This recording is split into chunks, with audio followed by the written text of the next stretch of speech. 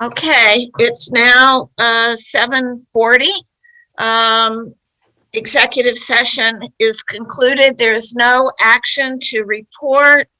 So I'm calling in the regular business portion of our meeting back into session. Of course, I've got a technological hang up. Here we go. So the first thing that we're starting with is our pledge. And again, Ms. Felice, once again, you have the flag and you get to lead us, please. I pledge allegiance to the flag of the United States of America and to the republic for which it stands, One nation, under God, indivisible, with liberty and justice for all. Thank you so much. Emergency evacuation. If anybody is on site at the district campus, please make note of the emergency exit so you know how to leave, and no smoking anywhere. We have a board consent agenda.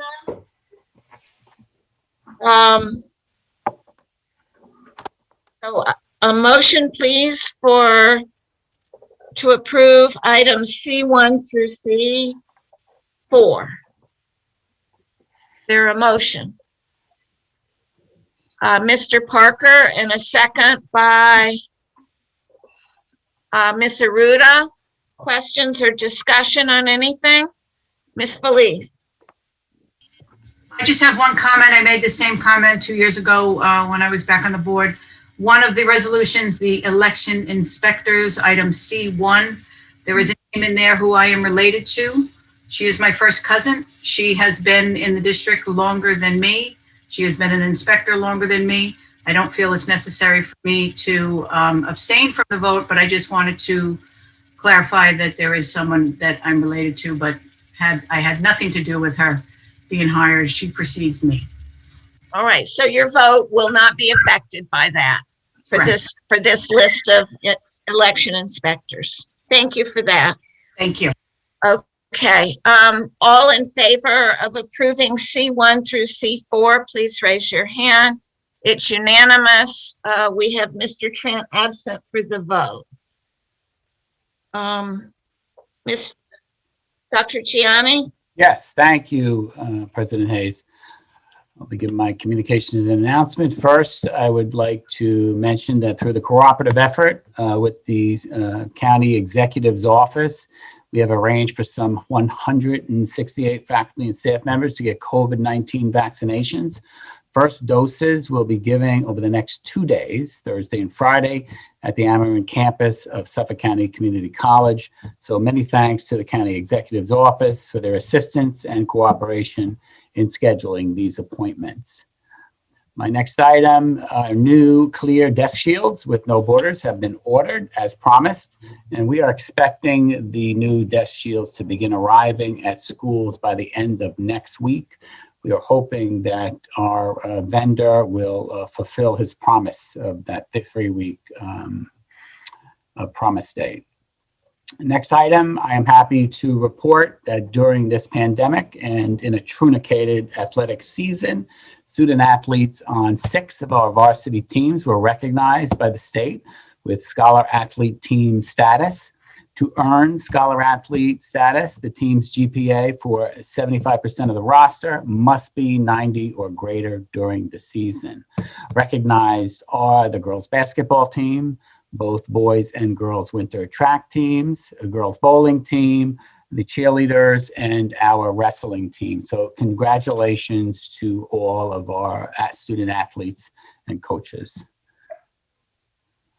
Next, as the board and community knows, our annual budget vote and election is Tuesday, May 18th. For those interested in running for the school board, candidate packets will be available through the district clerk starting Thursday, March 25th. Next, in preparation for the 21-22 school year, we will be forming 2 committees to review and examine remote teaching and learning and what it might look like for the coming school year. I've already met with our faculty and discussed this with them last week. We will be creating 2 committees of teachers and parents, one at the elementary level and one at the secondary level. A notice will go out shortly for volunteers to serve on these committees. And for the community's information, as of yesterday, we have 91 faculty or staff and 234 students, total COVID-19 positive cases reported to the district this school year. And with regard to quarantining and numbers, also as of yesterday, we currently have 23 faculty or staff and 255 students in quarantine as a result of close contact. And that is all the announcements I have this evening, President Hayes. I'll turn it back to you. Thank you. We now have trustee and advisory committee reports. Ms. Ancona and then Ms. Felice. I'm sorry, I just wanted to ask Dr. Gianni a question that pertained to the quarantine. So I believe that the letters of that go out from your office are useful information, but I believe that some community members are combining your letter with the principal, their building letters, and thinking that more are on quarantine. Is there a way that we can do that once a week, maybe on Fridays, instead of a couple days after those, just combining it all? Because I think it's really confusing people, especially when we had like that 44 number and then the next day was a pretty big number, and then your letter looked like it was additional, and that's not any fault of yours. But I just think that maybe once a week, combining them all for every school would be beneficial. I see your point, and I'm not arguing against it, but I'm just remembering when this came up, and the staff wanted to have notice of what's going on in their building right away. And no, I'm not arguing that. The building led to that. I think that the building should continue to do it as often as possible. I'm asking for the superintendent's letter, the one that comes out with all the buildings, that letter. I think that just once a week is sufficient, because the people and the staff and the community are getting their specific building numbers right away from the actual principal. So I appreciate both letters, because then we know what's going on district-wide. I just think that at least if people are used to getting their building letters, they're keeping up on it, and then they can on Fridays catch up to what's going on in the rest of the district. So your comment's more of a timing one as opposed to cutting out any notice. I don't want to cut anything out. I just want to consolidate to one letter from the superintendent's office a week. The superintendent will be more than happy to reduce the work coming out of his office. Thank you. Ms. Aruda. Just to piggyback on that, since you're cutting back your work, I'm going to give you a little more. Is there any way that on that Friday or whatever day that you're doing, that letter can also be sent to staff for the district wide? I think that will be definitely confusing if I were to do that. Listen, it's a click of a button. It's not a problem, but I do think that will be doubly confusing. I mean, we could try it. We could certainly try it. I have no issue with it. It's just like I said, it's a click of a button, send it to somebody else. Right. We can certainly do that. Okay, thank you. Yeah. Ms. Felice. Thank you. Yes, an additional question for the superintendent with respect to the quarantine. The board update showed in a week's time an increase of over 200 in quarantine, and that it appears to me that coincided with after the break. Yeah. Is that your conclusion? Yes, absolutely. 2 weeks. It hit that 2-week mark, and we started seeing COVID positive. Sure. Okay. All right. So, and we're at what, 255? I think you said? Positive reports total. Total in quarantine, right? In quarantine, 255 students, yes, currently. Yes, okay. Okay, that's what I just wanted to clarify, because it was, naturally, it was a little less when you gave the report, because it was some time ago. I just have some questions. I got some information with reference to, with Chris, where I'm liaison to, and I got a call that said there's 4 classrooms that are completely out because of quarantine now. Is that true? I don't want to say yes or no in terms of total classrooms. Okay, we can. I would have to look and go back with all the tracking that we've done. I mean, it's possible. I think 4 is high off the top of my head, but I would definitely need to look at it to be able to give you accurate information. All right, and it's, you know, it's just, and it seems like there's nearly 100 students in Critz alone out of 300 that are in quarantine right now. And that's the, you know, the elementary level, and that there's 1 class alone that has 7 positive. So Yeah. again, I just want to make sure we're reiterating our message. If you feel sick, stay home. You know, and I just hope we can get our message across better out there, that people are exercising good precautions so that we're not constantly reinfecting in this classroom. We are reinforcing our message, and it is a challenge. It really is, because you know, parents want their kids in school, and sometimes kids come home symptomatic, are not sent symptomatic, and that causes the quarantine, because we have that 48-hour mark with students. Well, if you could get back to the board on that, you know, and just give us some more detail as to what's happening at Vern, I'd appreciate it. Sure. Mr. Puccini? Yeah, I apologize if you offered this information. I had an audio issue at the beginning of your report there. Do you have the number of positives for all those on quarantine? I did not share that, but we do have about 11 cases right now that were positive after being on quarantine. However, okay, you know, that's undetermined whether or not the positive case was a result of being in close contact. Sure, and I know we can't determine that, but and what's the time frame for that number of 11? Is that that's as of yesterday? No, but is that from the first day of school, or is that from the last month? No. So it's safe to say that at most we've had 11 positives of all the students who have been quarantined, understanding that we don't know for sure that they contracted it in school, but I mean, that's the number. That's 11, right? That's an accurate statement. Okay, gotcha. And then, all right, thank you. And then Cheryl brought up the full classes that are quarantined, because I have a couple questions about quarantines. And I guess in an elementary class, and knowing the precautions, and because Ms. Felice brought up Vern Kretz, call it 20 kids. I know our class size are pretty low, but call it 20 kids in a classroom with all the precautions, with kids not being able to get up and move around, with masks and with barriers. What would determine a whole class to be quarantined? I find it hard to believe that in a classroom setting with the guidelines we have now, that one student is coming in contact with every single student in the class. Well, there's a few things. First is the bus, right? That would cause a cross contact within classes. Many times when you see an entire class out, that's a result of a faculty or staff member who worked in close contact with all the children during the day. And our kids do work in small groups as well. So there are times that might happen.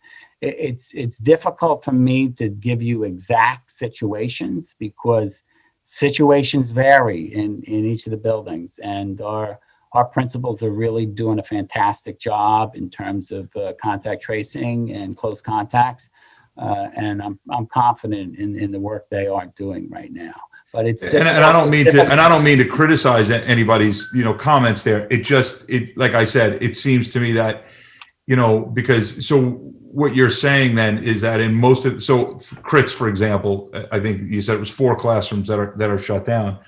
Was the COVID positive person the teacher in all 4 classrooms?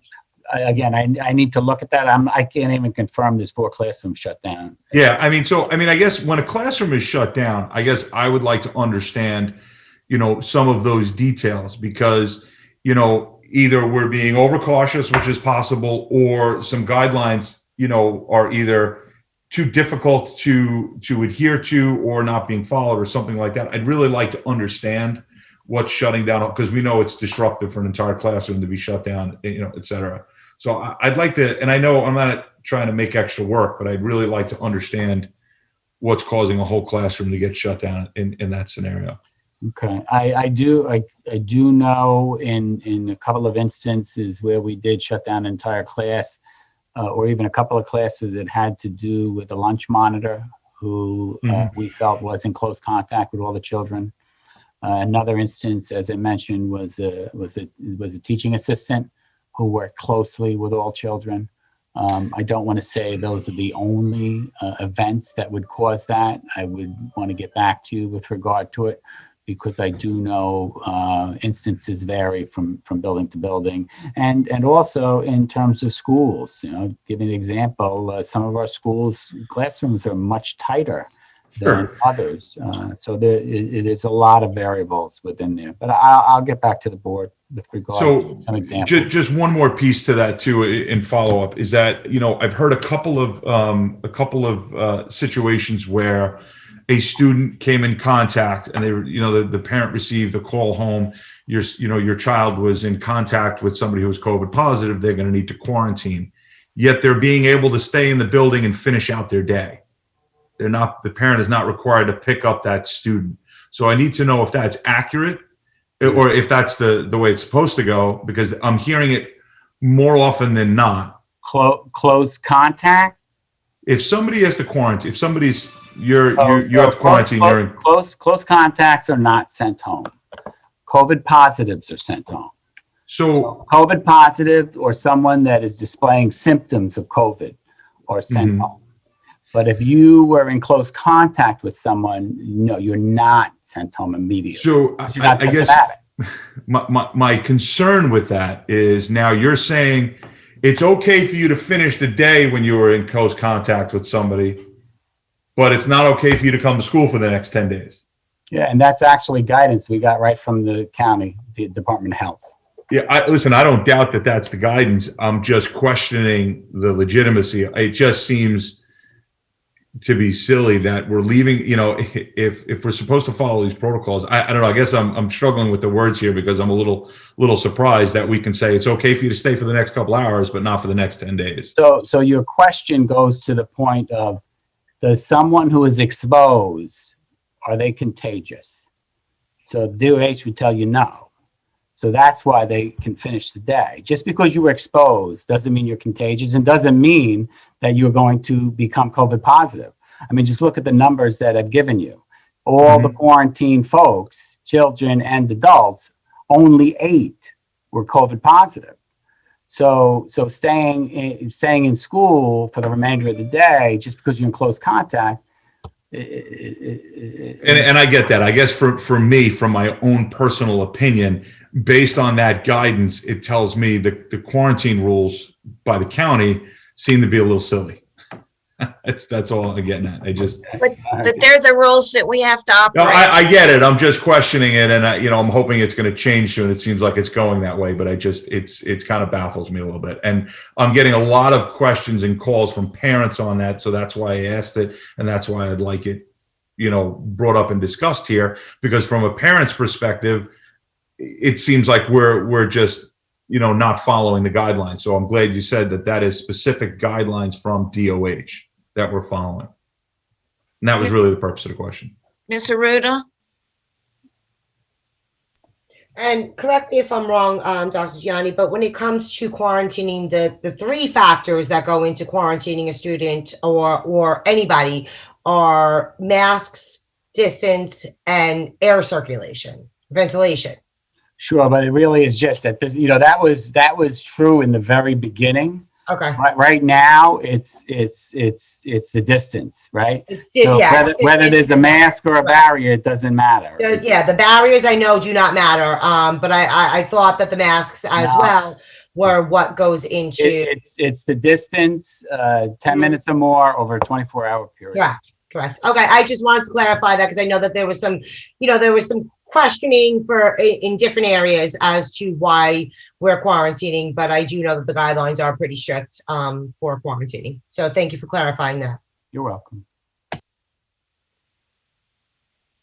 Any more questions about that, or are we ready to move on to trustee reports? Why don't I start with Ms. Ancona? I don't have any at this time. Thank you. Okay, Ms. Aruda? No. Ms. Felice? Thank you. Yes, just want to report that I, along with Board Chair Hayes, attended the superintendent evaluation from NYSBA, New York State School Board Association, this past Friday. It was a morning class, 4-hour morning class. I have to say it was one of the best trainings I've attended with NYSBA to date, and I've attended a lot of them. It wasn't only for the purposes of superintendent evaluation, which is a requirement of the board, but it was building a tool, a mechanism to help build a more cohesive board, help build a relationship between the board and the superintendent and each other and the community. It was just an overall well-rounded training. And I did offer the president, I was going to do a summary and will do a summary for the board, and something that we should consider going forward doing as a group, because I think it would be very beneficial. I can't explain enough how important I thought it was and how good it was. And then second, I'm just going to do 2 other trainings, how to increase your diversity in hiring in your workforce. That's going to be on March 17th, and then mandatory CPS reporting on the 24th of March. Thank you. Thank you. Mr. Parker?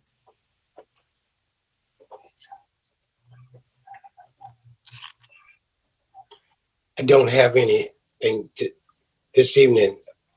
Mr. Piccini? Yes, thank you. So the legislative committee met on Monday, as we've been meeting weekly on Mondays. I'll say that in a short amount of time, it's probably the hardest I've ever worked on a committee for as long as I've been a board member. I mean, so there's a lot to be done. I appreciate the fact that we're able to bring in a parent representative from the PTA. I hope as we move on, we can add more parent representatives. So it was nice to have that perspective. But so a couple of things that are happening. The committee had narrowed down specific topics to advocate for and lobby for to our local legislators, specific to the budget. So again, like I've said a couple times, these are short-term goals. They're probably short and long-term goals, but I don't want anybody to think that any further advocacy is limited to just this. And for the board's notification, those topics are the bullet points, and so each bullet point will have as much information as we can to show our legislators how they specifically affect our district. Knowing that there's a lot of information yet to be had from the budget and what it's going to look like, it's kind of hard to narrow some of these down. But the first topic was to lobby for reliable revenue, meaning, we know what we're going to get when we're going to get it, right? I think that's pretty self-explanatory. The next bullet was equity, which equity, there was one of the lobbying or the legislative priorities we received from one of the various groups, talked a lot about how low wealth districts, where we fall in line with, were unfairly shouldered the burden for things such as PPE due to the pandemic. I think of all of Long Island, low wealth districts footed the bill for over 40% of that cost. So those were some examples. And we also put in some bullets in there about technology and how that unfairly affects some of the minority and low income communities in, on Long Island, but specifically here in South Country as well. Access to broadband were some of the things we talked about. We talked about on a grassroots level being able to lobby the town of Brookhaven to maybe be able to make FiOS available. Right now in the town of Brookhaven, you can only use Cablevision or Altice service. So if we had more opportunities, that could increase broadband capability for others. Another bullet was technology, and we talked about the need for additional funding for more technology. Obviously, this is going to be a recurring cost as years go on. One of the pieces and more important parts of it was how we will need personnel and revenue just for the support piece of it. Our reliance on technology increased dramatically, and yet we have not been able to increase our support staff in the IT department. So those were some of the examples that were given of where we needed. And again, buying future Chromebooks and hardware and software as well. Social emotional learning was another topic that we want to advocate for, the need for just, again, more resources. We're going to need more counselors. I don't think we've seen the impact. I should say the committee feels we have not seen the full negative impact on the emotions of our students who are going to school. I brought up the example of kindergartners, this is their first opportunity, first chance going to school. Our young kids have been traumatized, I believe, by just the way things are. Another one was CEP, which I forget what the acronym stands for. I'll ask Ms. Costa later, but really has to do with being able to deliver food the way we have been this last year going forward, right? We're spending hundreds of thousands of dollars on Chromebooks and technology and everything else. We hope that the resources and the funding will be there to continue to feed people as well, because that's obviously first and foremost very important. The last bullet was we did talk about advocating on a local level to move polling places to outside of schools. This has been something across New York State that's a big topic, to not disrupt the school day on election day and maybe move to local firehouses, post offices, et cetera. And then the last piece that I did want to share, which was a piece of news that Ms. Costa shared with us, which I thought we should all be proud of, is that South Country has delivered more meals based on a percentage of our enrollment than any other district in Suffolk County, and second highest percentage on Long Island. So I thought that was a remarkable stat that both shows the need in our community, but it also goes to the monumental effort the district undertook to help feed the families in our community. So kudos to everybody that participated in that effort. And I know I can remember in the beginning, many of us were there online helping and handing out, but we know staff continued and is still doing it today. So kudos to everybody who's done that. I think that's a statistic that should be celebrated for sure. So, and lastly, I'm sorry. And I'm sorry, this is a long report. Like I said, it was a robust meeting. The next step for the legislative committee is to fill in the details of these topics, print it up in a, call it a flyer, so to speak, and two things will happen from there. We'll engage the public and our stakeholders to help us in this effort to lobby our legislators.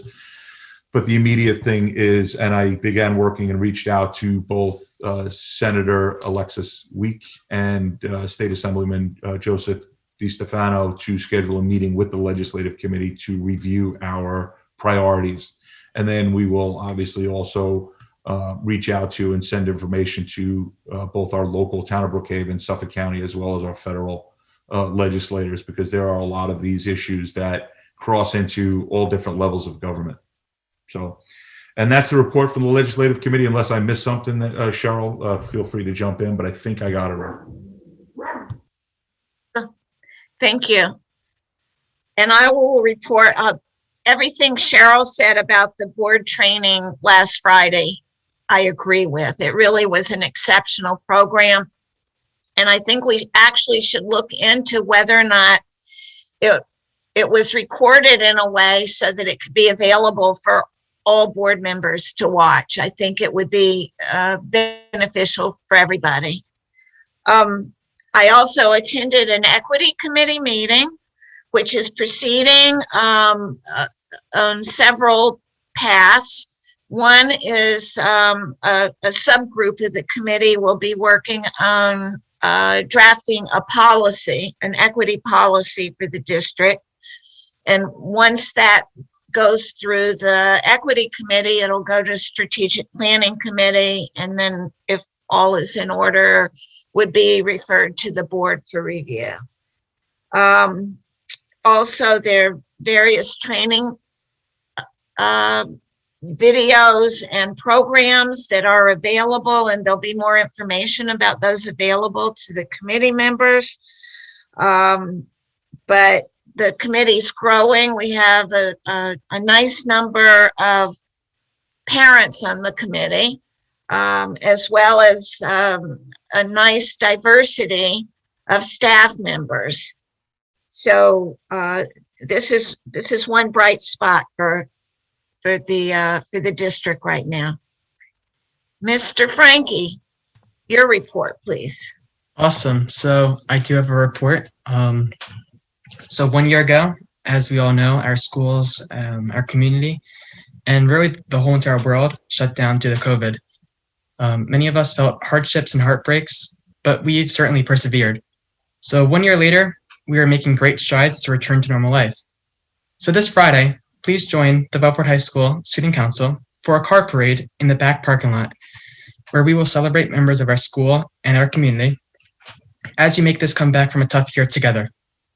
Everyone will receive a bag with a small plastic candle inside of it, and we will light up the words Bellport Strong in front of the tennis courts. The outdoor event will be live streamed on the Bellport Student Council's Instagram, and we will have some really cool drone footage to show from the event afterwards.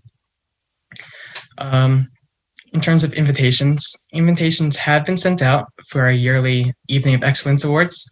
So this virtual presentation will award seniors who have gotten a cumulative GPA of a 93 or higher throughout their high school tenure. The event will be hosted on March 23rd for all of our seniors who have been invited. So please check the Google Classroom for more information. To conclude the Student Council's hats, mittens, and coach drive, I'm glad to report that the Student Council collected 6 really huge black bags full of clothes, hats, coats, mittens, everything from our school and our community to give to members to our community who are really in need. So I think it's just a great testament to our community who has really pulled together in a time of need. So I thank everyone who donated. Our fall spring sports, they've begun, and we are continuing to provide COVID tests for all of our high-risk sports. And we will continue to follow the guidelines that Section 11 has provided us. To any of my peers who are interested in playing a fall sport, football, boys and girls soccer, boys golf, boys and girls cross country, volleyball and girls tennis, you can head down to Mr. McIntyre's office during the school day or call the school to inquire. The Bellport High School senior class met with the high school administration and class advisors to discuss the possibility of a senior prom. After a great discussion, the Bellport High School administration is now seeking student interest for a class of 2021 senior prom. The tentative date is Friday, June 11th, in the Bellport High School's Veterans Courtyard. All seniors, please check your class Google Classroom and take the poll. And finally, to conclude Black History Month, the Bellport High School dedicated a plaque to former Congressman John Lewis. After a wonderful unveiling ceremony, the plaque is now hanging in the high school's main lobby for all to see. And that's it for me. Thank you so much. I wanted you, while you were talking, I realized that I didn't let you know one other thing that I went to, and it was a concert of some of our musicians. And it was done, some of the performers were on the stage in the high school auditorium. Others were remote, and I guess it was on Zoom. I'm not sure the technology, but not only was the music wonderful, the singers had beautiful voices, but I had the benefit of being able to look at the faces and see the expression and the passion that they brought to their music and their appreciation for what they were doing. And that was really, that's a good thing that maybe came out of all this pandemic adjustment that we've had to go through, because normally if I would go to a concert, thoroughly enjoy it, I'm sitting way back and I can't really see the individual faces. So that was pretty exciting. I saw Ms. Ancona's hand. Yes, Mr. Frankie reminded me that we didn't meet since that we got to join the celebration for the memorial plaque at the high school for John Lewis, and I did get to attend. And I have to say that it was a beautiful ceremony, and I enjoyed hearing the experience from when John Lewis came to the school. And the high school did an amazing job putting that together, and the plaque is beautiful. So I'm just happy. You know, I haven't really been able to be a part of any kind of assembly or anything since being on the board because of COVID. And that was just a really nice, you know, that was the first time I was together with that many people in over a year. And it was really nice and I enjoyed it. So I just want to thank everybody at the high school. They did such a great job. Okay, thank you. Okay, next we're to the public commentary. And this is where under pandemic, we have letters sent to us that can be read out loud by the clerk.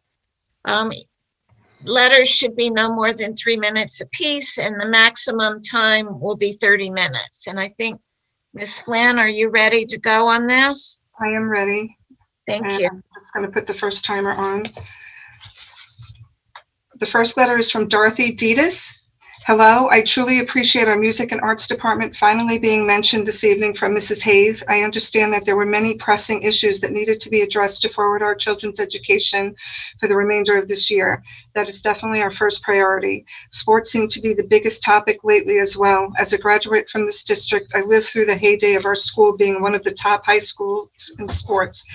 That was over 30 years ago under the Coach SIP years with Mr. Still and Mr. Bauman and Mr. Conquest. We were also fortunate enough to have our Mr. Desideros, Mr. Roskis, and oddly enough, Mr. Hogan, our high school principal for years within our music department with a beautiful success rate of kids advancing in the musical arts. Many went on to a professional level. We have been fortunate to continue that trend all of these years later. I truly understand that NYSSMA is still shaky on their protocol moving forward. 12 feet for wind, chorus, etc., 6 feet for percussion, etc. What definitely has never been discussed in our district is proper coverings for our wind and vocal students in order to bring the distance closer and regain the sound that our kids portray so beautifully. It has been available. I've purchased for the saxophone for my son, and I'm willing to help with donating for our students that can't. Hopefully our other parents will be willing to join in the cause. We are a huge music and art school as well, with a huge support system that guides our children with another outlet outside of just academics and or sports. I have been fortunate enough to know many from my peers to my children's peers as well as my own. There's a Swiss cheese letter on the NYSSMA site that would be beneficial to read. If we're bringing so much back as best as we can, let's look into everything. Thank you for your time, and please feel free to post this in your next meeting. Best, Dorothy Deedis. So the next letter is from Elise Klein. Good afternoon. I'm a parent of 3 elementary students in the South Country Central School District. I have a kindergartner and 3rd grader at Kramer Street and a 5th grader at Frank P. Long. I want you to know who I am. I am a parent fighting for my children since it seems their right to a full education has been disregarded. Their teachers are doing their best with what has been given to them with no help from the school board. I'm embarrassed and disgusted with the way these school board meetings have been conducted. The lack of respect and concern for the majority of the children in the district is appalling. I did not watch last night's meeting because, to be honest, I could no longer watch them due to the lack of change in a positive way for our students. The big picture is being missed. It seems that political agendas are overruling the main point here. This district needs to step up its game and stop being subpar in comparison to other districts on the island. These children should be in school 5 days a week. They are missing more than you realize. You want to know what it is like on Tuesday nights when my kids think it's another Friday, because Wednesday is not a real school day. When a 5-year-old tells you that virtual days are not real school and they don't learn anything, it is time to wake up, because you cannot filter little kids. They tell you how it is. What they are missing, they will never get back. Wednesdays are filled with tantrums from all my 3 children. One needs help here, the other needs help there. My last doesn't want to log on because she can't type or read. My 5th grader has little to no work. My 3rd grader is drowning in busy work. My kindergartner is sent to watch singing, sight word videos, and play games. This is not school. This is not an education. This is not acceptable. For those who do not have kids, come on over to my house to see what it is like to see kids struggle while they yearn to learn. I'm not even going to go into what I personally have had to sacrifice in my own business to teach my children, to support my children's education, to go out of my way to reinforce what is not being reinforced, because these poor teachers do not have enough time to give these students the support they need when they only see them 4 days a week. I have a friend whose daughter is in Bellport High School, and her daughter doesn't have to log on Wednesdays unless she needs extra help. So therefore, it's like a day off for her. What is that accomplishing? These are the students who we are letting go of as they graduate into the world. Think about all they have missed. Now is the time for change. Now is the time to bring back some level of normalcy. Seriously, my kindergartner can't even sing songs in class unless they are 12 feet away. Do you remember how kindergarten should be? Circle time, playtime, centers, arts and crafts, art class, gym class, where they do not bang on drums, playing games, singing, exploring. Now our children are living their lives with horrible plexiglass and hand sanitizer that is causing rashes to their skin due to overuse. These children have lost more than us adults, and the board continues to deny them. The focus of your meeting last night was on 6% of the student population, not the majority. And you want to send another survey, which you pretty much disregarded all the ones in the past. And to be honest, most people didn't even get them or even have access to them. It is time for change. It is time to go back to school 5 days. Do what is right for the majority of the students who want and need full-time 5 days a week. Thank you for your time and consideration. I hope you do not disregard me. Elise Klein. Okay. The next one is from Anthony Peditella. Hello, as a member of the community and a parent of 2 athletes competing in this fall season, I would hope our board is prepared to advocate for approval of the fan allowance as approved by the state and local Board of Health. I hope our community will show leadership and allow visiting fans to attend our outdoor events as approved. Health-wise, this is an easy decision. There is zero data that will show any real threat of spread of an outdoor socially distanced event. If it is a logistics or financial issue, I will provide the money needed to allow for visiting fans, and our parents will provide any help needed to accommodate any logistics issues. In the current conditions, with nearly 100% of our vulnerable over 65 population receiving at least 1 dose of vax or carrying antibodies, hospital and death rates plummeting, it would be an embarrassment for our community to deny our neighbors the ability to watch their children compete. Best, Anthony T. Peditella. Our next one is from Kevin Cheshire. I'm a parent of a 5 and 8-year-old in the South Country School District. I would like to voice my disappointment with the recent vote regarding our elementary students returning back 5 days per week. The motion was presented on the recommendation of the elementary administration along with teachers to return to 5 days. At the 2/24 meeting, it was noted that our teaching staff indicates the difficulty balancing 2 learning environments.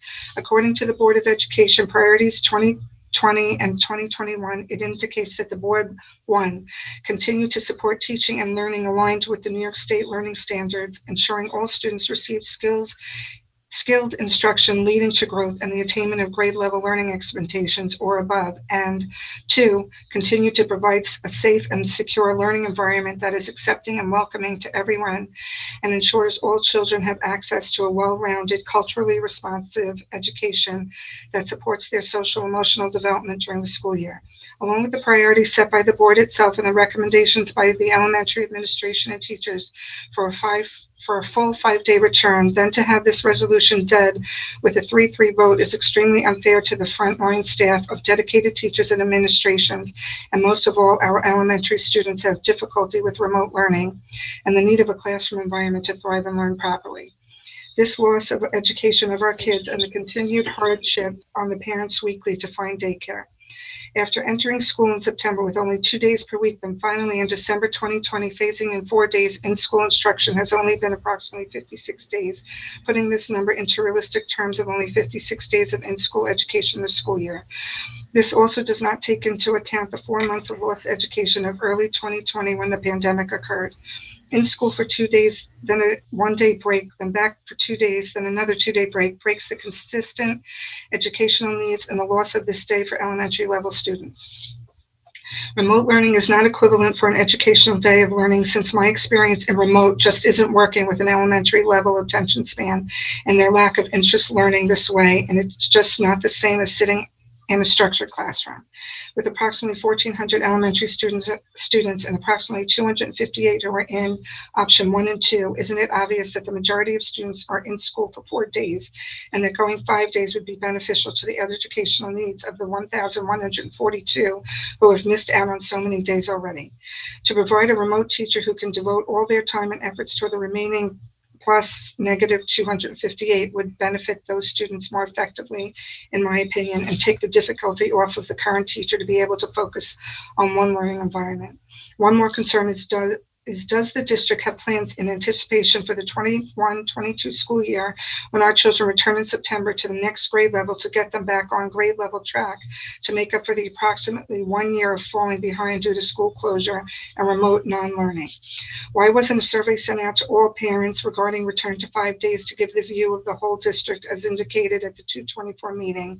We need to hear the voices of all instead of just a few. Elementary parents know their child's needs along with the elementary administration and staff.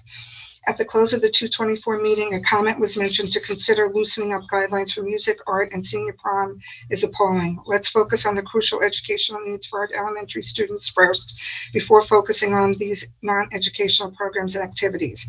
Our children need to learn the basics of reading, writing, and arithmetic first. Thank you, Kevin Cheshire. The next one is from Doctors Joseph and Amanda Merkling. It has been over a year into this pandemic, and yet our kids are still not back in school full time. Parents have waited patiently over the past months since the kids were allowed back to school 4 days for the full 5 days a week. A vast majority of the parents in the district are in favor of 5 days a week of in-person education. The fact that a vote was taken on this very important matter at the last board meeting and one of our board members abstained from the vote, leaving the result as a tie, is shameful and a disservice to all the children in the district. Our kids are falling behind every other district that has been back to school 5 days a week for in-person learning, some schools since September. If one school had a sports team practice 4 days a week and the other 5 days a week, imagine the difference you would see when they were out on the playing field. This is exactly what is being allowed to happen to our kids academically by having them continue remote learning on Wednesdays. They are falling further and further behind. I can only speak for our kids, but Wednesdays in our house are a disaster. It's almost like another weekend in the middle of the week. Their schedules and routines are taken away and they are stuck in front of a computer. Now this remote learning on Wednesday hardly compares to a full day of in-person learning. At most for a second grader in kindergarten, it takes them all of about 1 hour at the most. There's only one meet on the computer in the morning, which lasts for 5 minutes. The afternoon meet is only if they have a problem they need help with. After they finish their work, then it's like a weekend, only to have to get them back into the school routine again for Thursday morning. Please do not keep putting off 5 day a week of in-person education and get our kids back to a normal school week this year. Their future depends on your decisions and they deserve better. Sincerely, Drs. Joseph and Amanda Merkley. Our next one is from Christy Eden. Good afternoon. I've attached the petition that I started over a week ago regarding our children going back 5 full days. It has received over 304 signatures from parents, teachers, caregivers, and more. Our children deserve better than what a few of you have offered. You need to open up 5 full days. Children are suffering, families are struggling, and all of this can be resolved with a simple yes. If you wish to continue to live in fear, then you can do so, but you should not be forcing your fears and/or beliefs on others. It has been a year. Enough is enough. Thanks. Christy Eden. The next one is from Dario Promutico. Good evening. I am writing this email with the hope that the board will vote in favor of allowing not only home spectators, but all visitors as well for fall sports. This will make enormous strides to begin the mental healing for not just student athletes, but parents, siblings, and families as well. This community needs to see progress, and if Bellport would take the lead, that would be a tremendous message from you that you have faith and trust that we can do this responsibly and safely. We have been cautious, we have held out and done without for a year. The schools, students, and families need this. Thank you for your consideration, Dario Promutico. The next one is from Monique Arman. I wanted to reach out and let the board know that I, as our many parents, are very appreciative that the board is watching out for all students and not just the majority in our district, because dedication to all students is your main responsibility. I believe the board and district are doing the best they can in an unprecedented pandemic, knowing that none of us are able to get the 100% we would like. My concern is that there is another protest happening at the next board meeting on 3/10/21 about the vote for 5 day a week in school learning. The last time there was a protest, the board voted in favor of the protesters. Whether that decision was made before the protest or not, the optics makes it seem like the board was swayed by protesting. Now another protest is happening because people did not like the vote from the last board meeting voting down 5 day a week in class learning. It is my hope and expectation that the board will not continue to keep bringing up votes that have already been voted on, because another protest may happen. It concerns me that the Board of Education may be setting a precedent that every time the board makes a decision, all that is needed to make a change is a protest, regardless if if it is in the best interest of our students. Protests that so far by design are not fair because not all facets of our community are notified or welcome to be at these protests, as well as petitions being distributed and signed by people who do not live or can even vote in our district. We have almost 1,000 students district-wide voluntarily doing remote learning.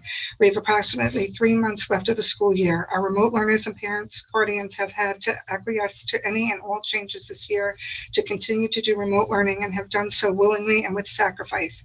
And at this point have finally reached a point of routine, teacher recognition, technology knowledge, etc., to understand how it works and have made it work.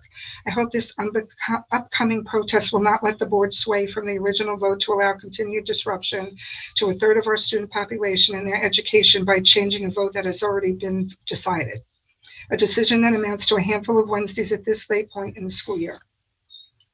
The secondary school phase would not even happen until after mid-April, effectively making it less than a week of Wednesdays. The elementary level would even be more disrupted than the secondary level. I highly doubt adding what at most may be 10 extra days of actual education will make academic learning any better than it is right now, but it most certainly could be highly detrimental for remote learners to add even more changes at this late stage. With 3 months left, we should be focusing on the best memories we can give to the high school seniors, 8th graders, 5th graders, and 3rd graders that will not have the end of year events they should have. A handful of Wednesdays is less important than the district focusing on the best we can do to give the transition and memories they deserve. It seems like our kids are handling what has been dealt to them way better than the adults. It's disheartening that the adults in the community want to keep fighting against each other for a handful of Wednesdays instead of focusing our energy and the board's energy on how to end this year with great memories and transitions for our kids. I hope the Board of Ed and the district do not blindly bend to a protest for a revote that was already decided because of a vocal minority who did not like your original stance. If you do bend to that, well, what it says to every remote learner and their parents is that our community and district are willing to sacrifice the education of remote learners and their right to an equal education in favor of those in-class students for the sake of a handful of Wednesdays. Students are well aware and currently discussing on social media about the lack of support from our adults in this community concerning remote learners. You even had a student express the sentiment of the needs for remote Wednesdays at your last board meeting. So you can have all the mental health weeks you want in May, but students of all grade levels already know there are parents and an entire adult community out there willing to sacrifice their remote education and the need for remote Wednesdays because they don't care about the challenges of remote learners.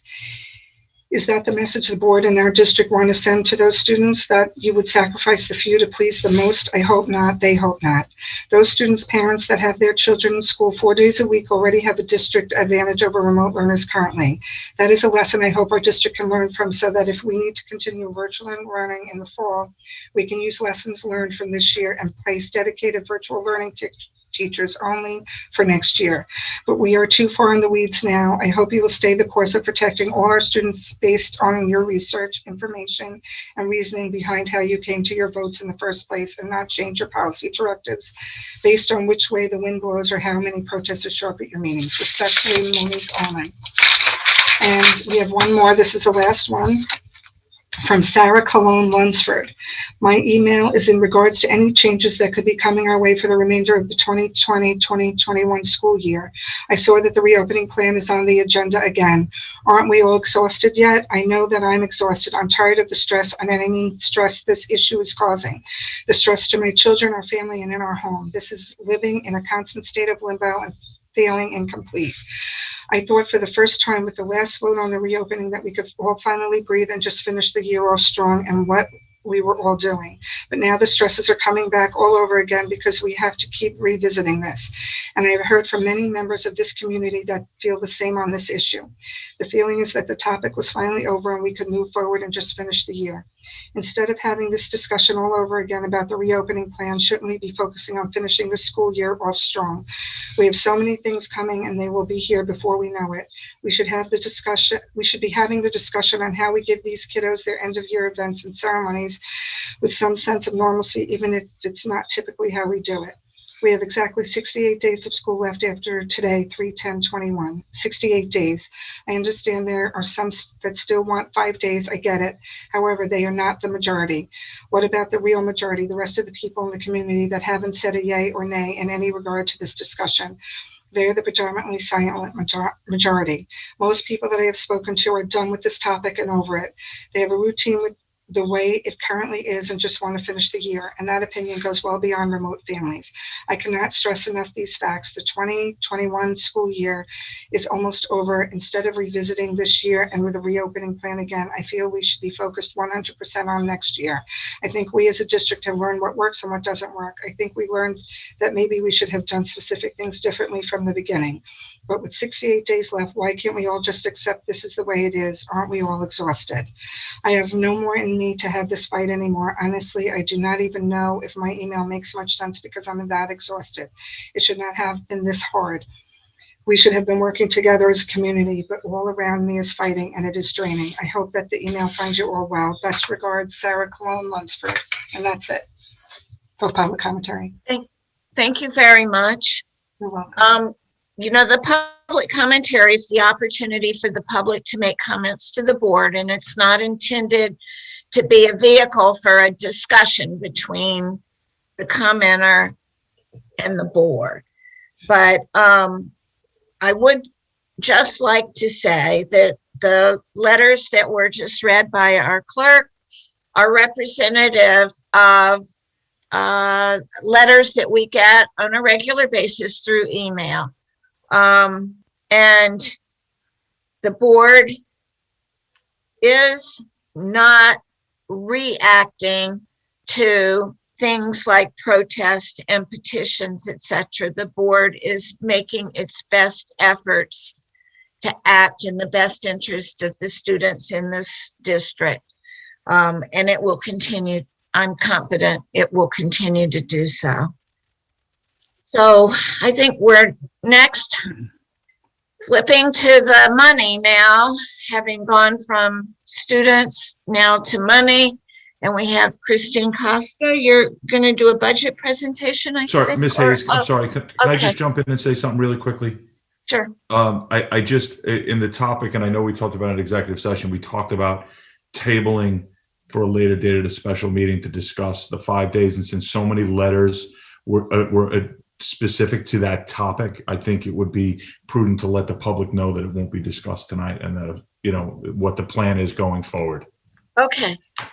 So having done that, I hope that the public won't turn off listening to us, knowing that the topic they wanted to hear about is not going to be discussed tonight, because I hope they'll stay and listen to our budget presentation because of entering into the budget year.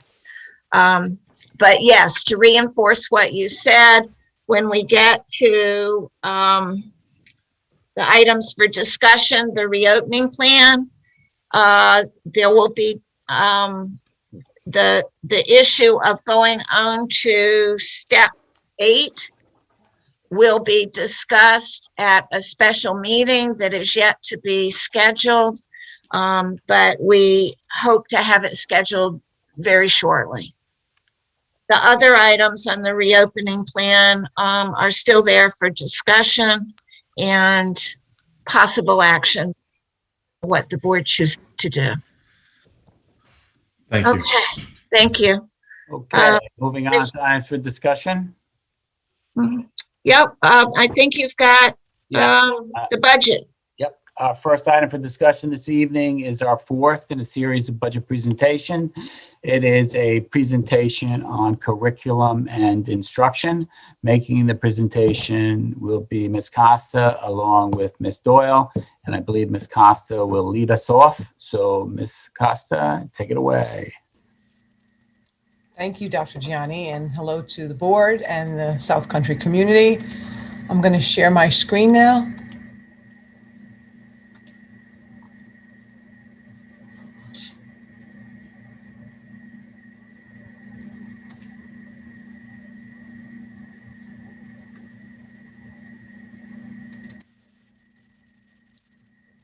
Hang on one second, I'm just having a technical difficulty.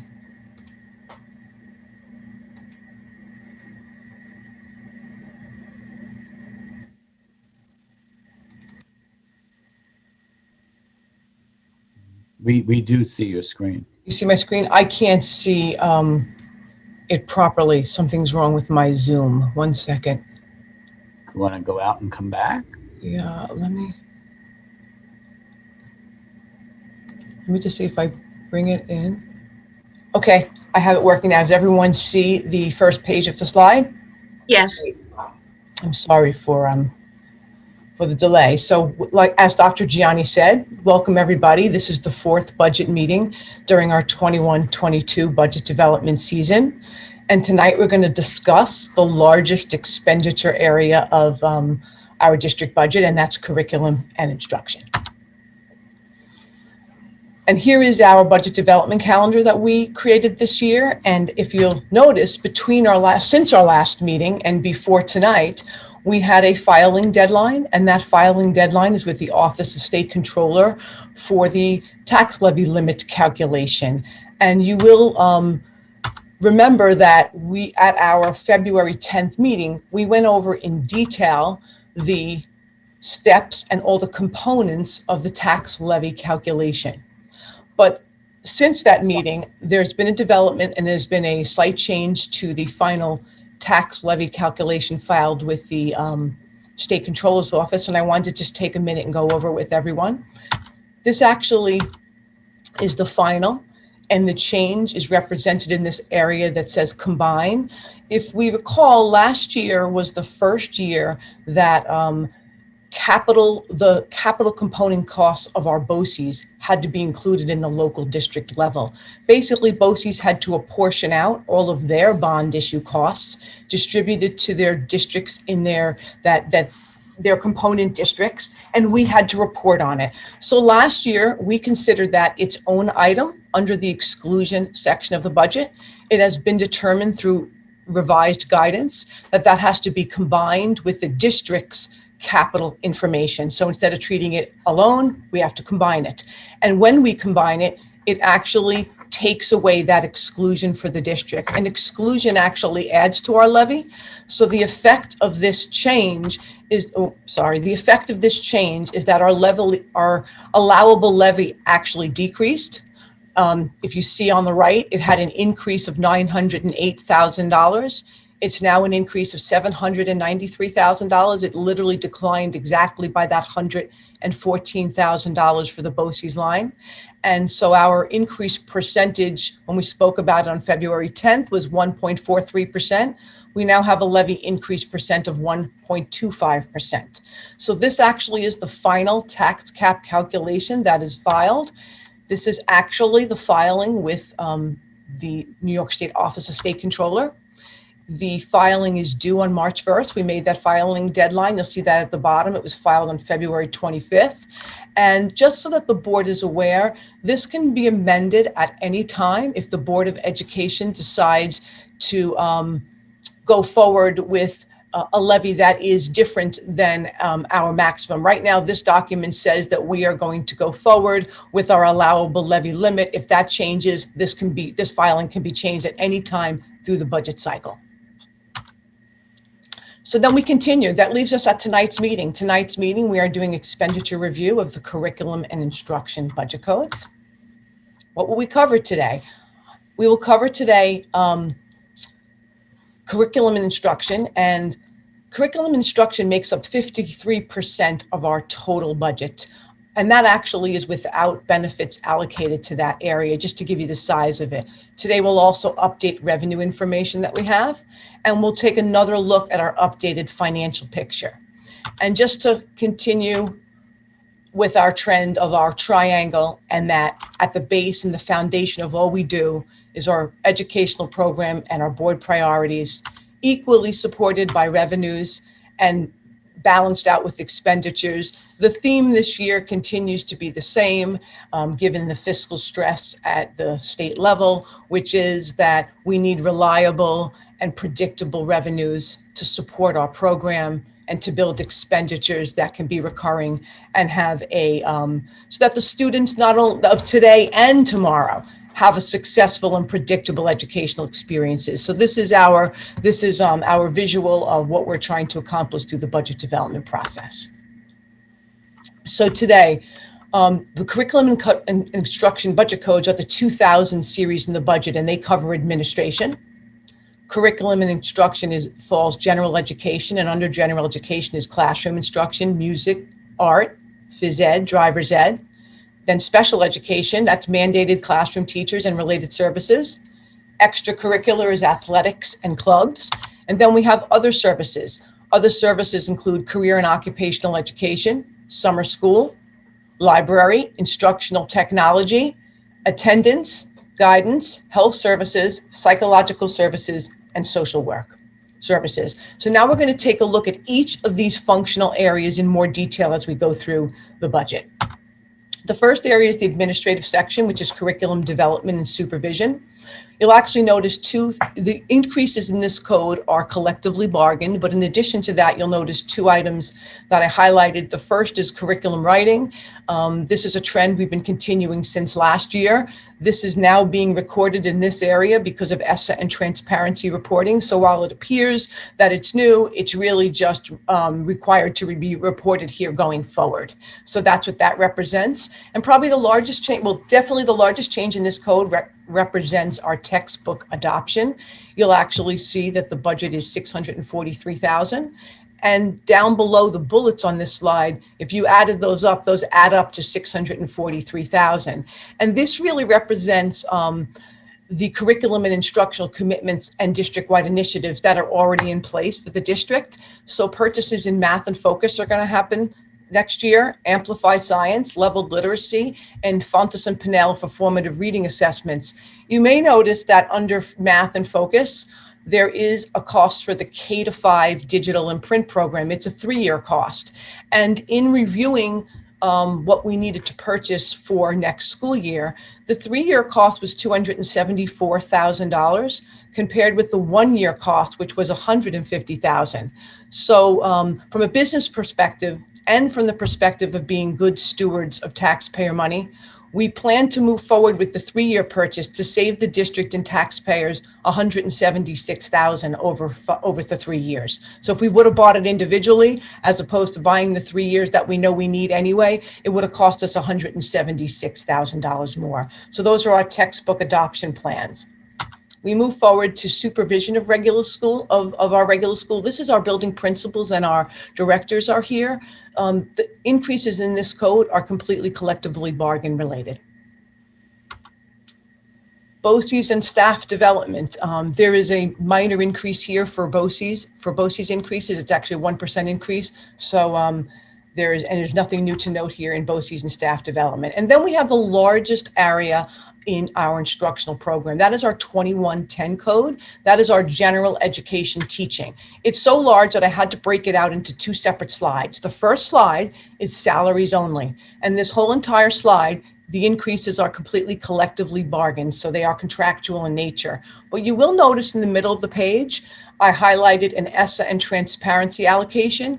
We used to budget in one code that was called substitutes district-wide, but it really encompassed a lot of things, and that included building level subs, daily subs, class coverages that our current teachers did, and overages that some of our teachers did. All of those items are now required to be broken out separately for ESSA and transparency reporting. And that's what you're seeing here. You're seeing a breakout so that we can more accurately report to the federal and state government.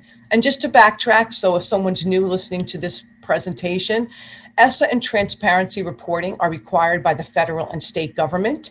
They are in an attempt so that the state and federal government can analyze districts federally across the nation and state, all districts across the state. They're looking to review costs for equity in education purposes. And to do that, they're requiring alignments of certain costs in certain ways. And we have been doing that since last year. We're continuing through this budget cycle, and we anticipate some more feedback from the federal and state government as we move into the 22-23 budget cycle. So this is a ESSA and transparency allocation.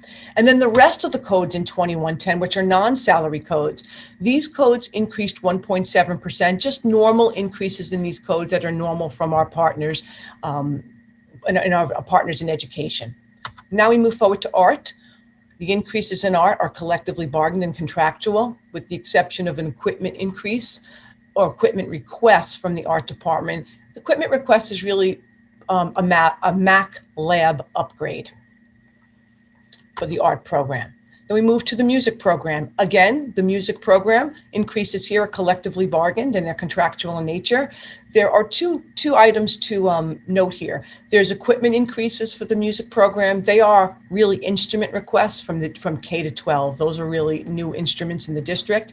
And Ms. Hayes brought up actually watching a concert that had people in person and virtual. It's related to that new software that you see that line item highlighted. That software for $18,500 is now part of the curriculum that they are now going to want to use going forward. That program does many things. And one of the things it does, it has allowed them to put on a concert that had a virtual component just recently. So that's what a new request is from the music department. Then we move forward to driver's education. There's no increase we don't anticipate an increase in driver's education next year. We move forward to special education. The increases in special education are collectively bargained and contractual. And there's two items that are highlighted to note. One is we increased our contractual service line by $100,000 for anticipated student needs due to potential regression and other needs arising out of the pandemic. And the increase in handicap tuition of $300,000, that's because the district is aware of 3 additional students that may require a residential placement next year. And that's the estimated cost for those 3 residential placements. Career and occupational education. It's 3 budget lines, but the first 2 are contractual collective bargain increases of our and they're required. And then the last you'll see is our BOCES increase. We send general education students over to BOCES for occupational education programs. And those you'll see the increase there is about it's $190,000 or 25%. And the increase in that cost is calculated this way. A couple of years ago, BOCES changed the way they bill for kids going to this program as a way to smooth out spikes and changes. And the way they do it is they base your bill on your 3-year average enrollment. So our cost for next year will be through students who attended in 1920, the 3 years ending 1920. So 17-18, 18-19, and 19-20. You actually see the 3 enrollment years there, 38 students, 71 students, and 81 students. Those average to 63 students that we will be paying for next year to attend that program. But I also included for the board's sake is to show you the enrollment this school year and the enrollment in the anticipated enrollment for 21-22, which we are working on now. Jenna, Steve, and Guidance is working on those students now. So you actually see we anticipate a 25 to 40% increase in this line item for each year in the next couple of years also.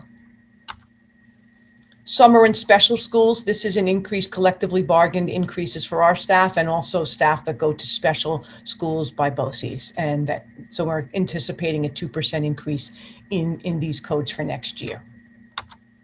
Library services and BOCES, we don't anticipate any increases other than collectively bargained increases in library services and BOCES.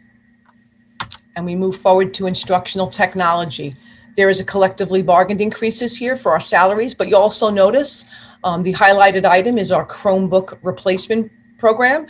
Now that the district has a 1-to-1 Chromebook program, we must develop and budget for replacement devices. The useful life of Chromebooks is 4 years, and the district has developed a plan to replace 3 grade level devices each year.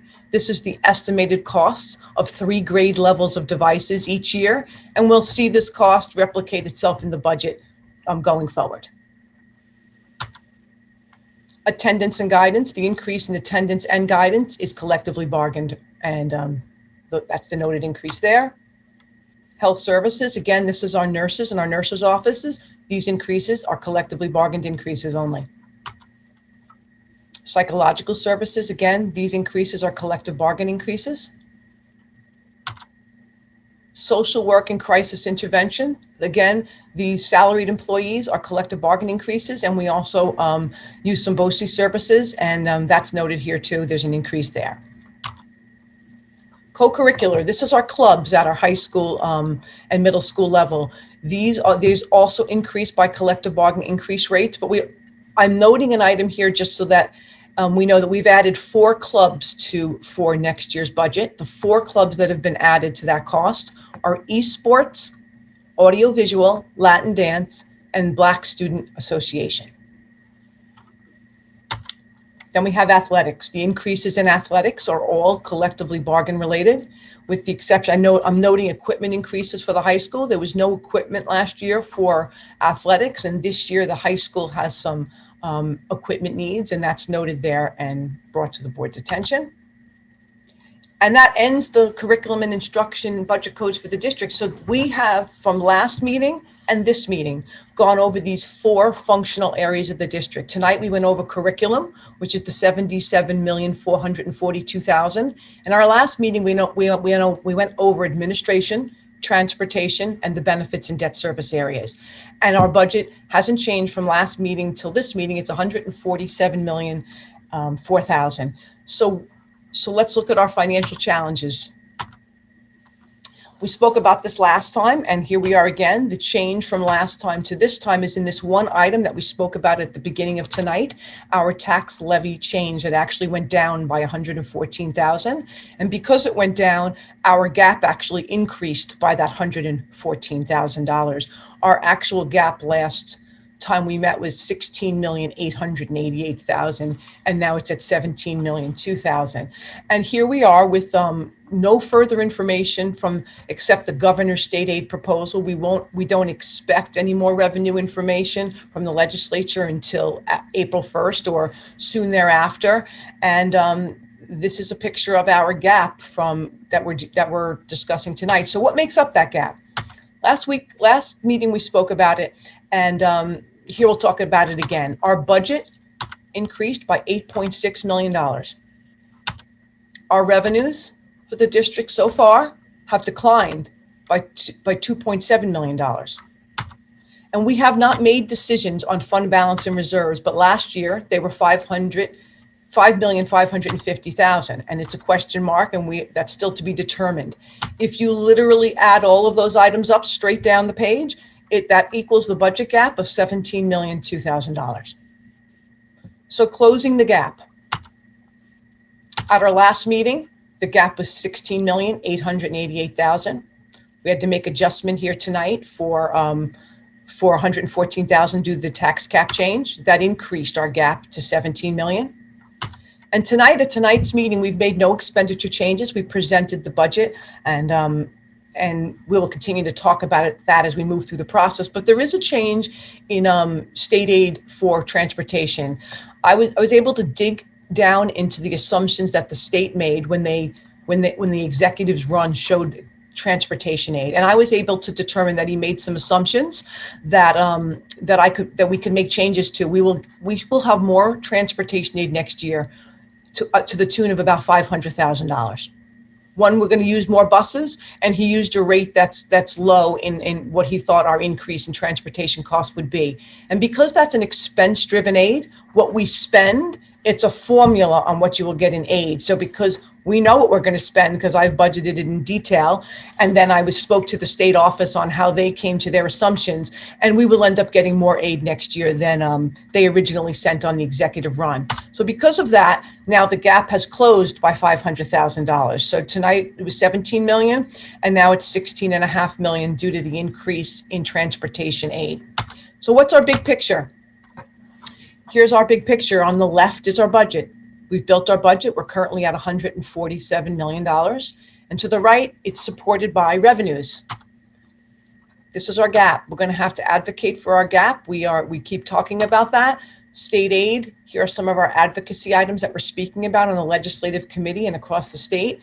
We're talking about how the state's using federal aid, how it's we really want to advocate that they should be supplementing schools, not supplanting schools. Currently, the federal money is all being used to supplant the state's obligation. It not only has an impact to next year's budget, obviously, but it has a long-range impact. If they supplant, what happens when the state doesn't have money in the future? And then for now, we need the supplementing. There are lots of needs, and the pandemic has created those needs. We know about from one of our prior meetings that the governor is proposing combining service aid We do not support that, and we would like Long Island to get its equitable share of aid, not just in dollars, but in student need. Both of those factors are important.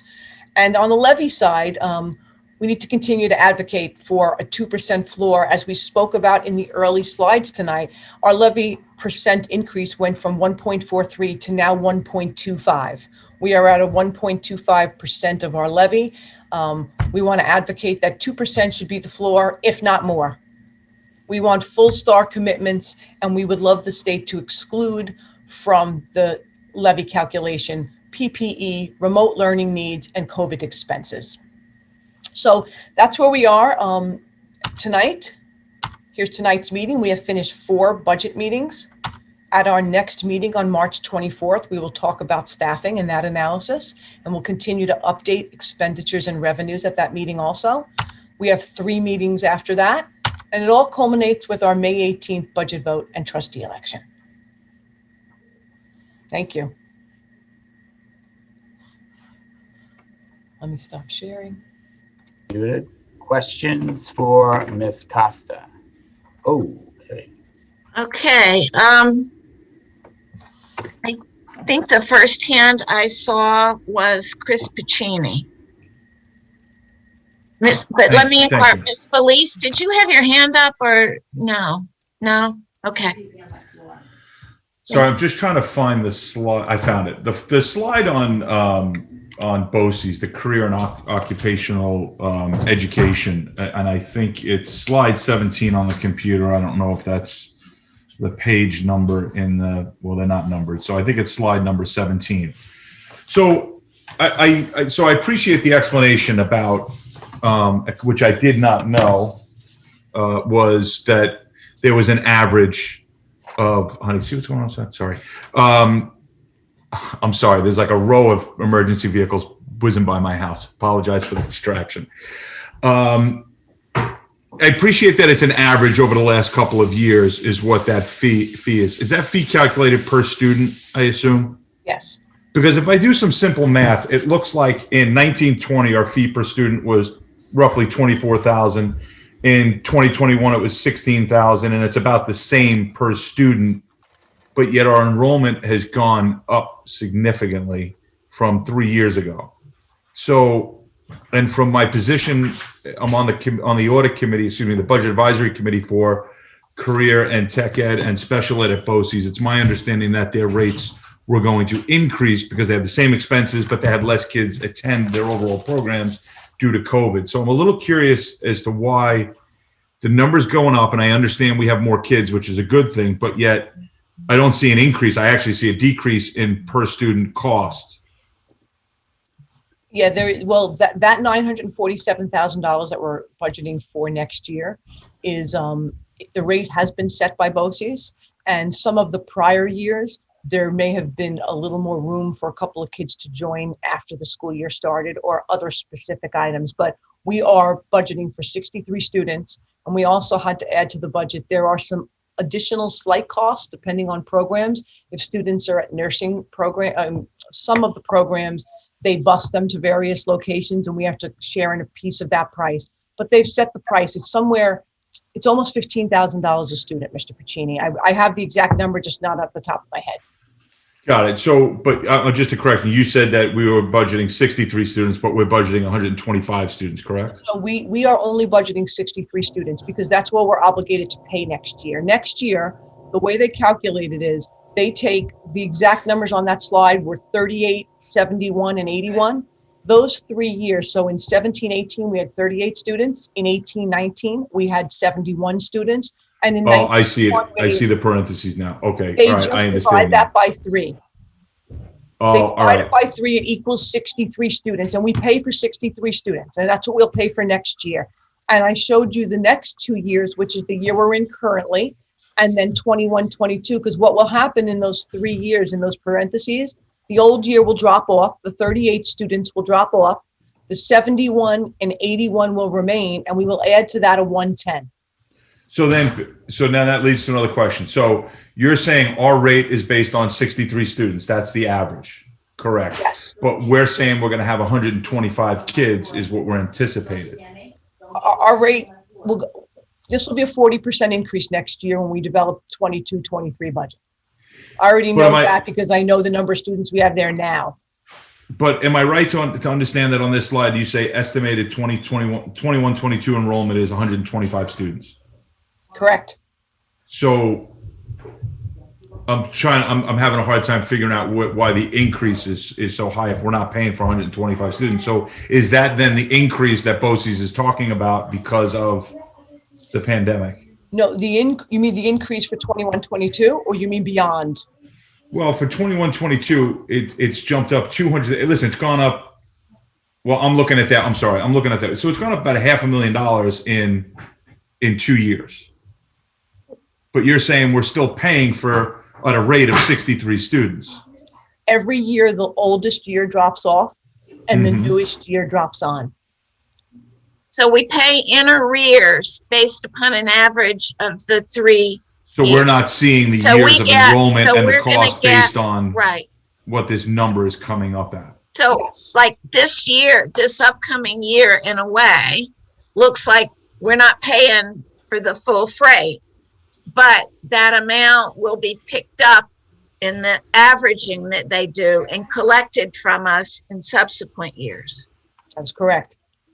Okay, but again, so based on that, we are paying a higher rate because if you look back from 2 years ago, the cost of BOCES is $500,000 more than it was 2 years ago. But we are sending more kids there, but we're paying on a rate of the average, which is 63 students. So the rate per student did go up. That's where that increase is. Yes, But it's the rate really not. will always We're go getting up. a bang for a buck because of the average. Is that what you're saying? Yeah, well, we get a bang for the buck, but you don't really, because even if you dropped out of the program, it would take 3 years before you would have a zero in that budget line item. So if we called BOCES tomorrow and said, we don't want to have any students go, you still have to pay the average for the 3 years. You would be adding For zero. the subsequent years, if we don't send kids, we still got to pay for them. We if got to pay dropped because out. we're paying in arrears. You'd be adding zeros in until all 3 of the average years that you had averaged to zero.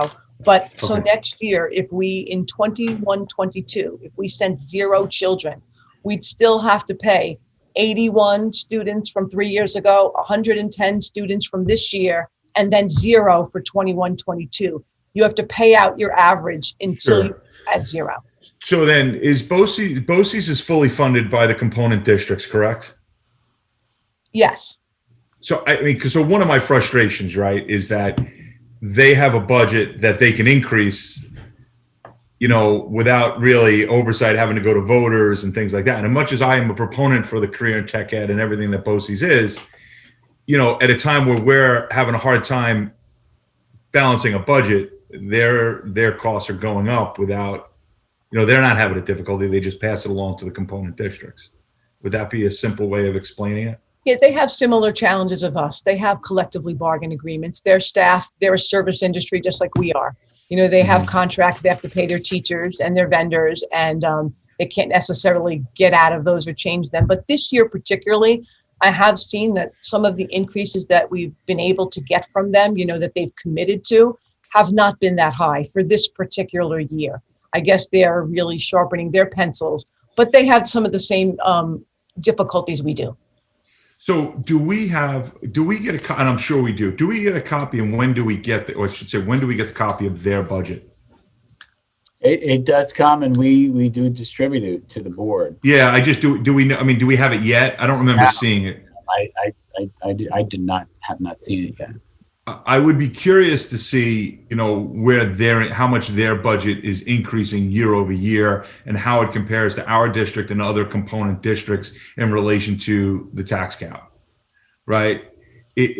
What I'm getting at is it's a little frustrating to see something jump $500,000 over the year. And I understand right now we're getting our bang for our buck, but at the same time, I don't think they have to adhere to the tax levy cap, or do they? Yeah, I believe they do. So they do. I don't know.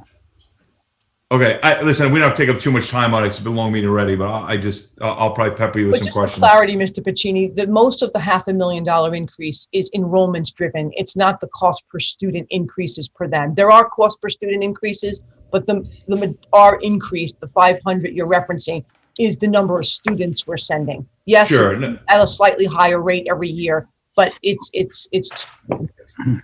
I get it. All right. Thank you.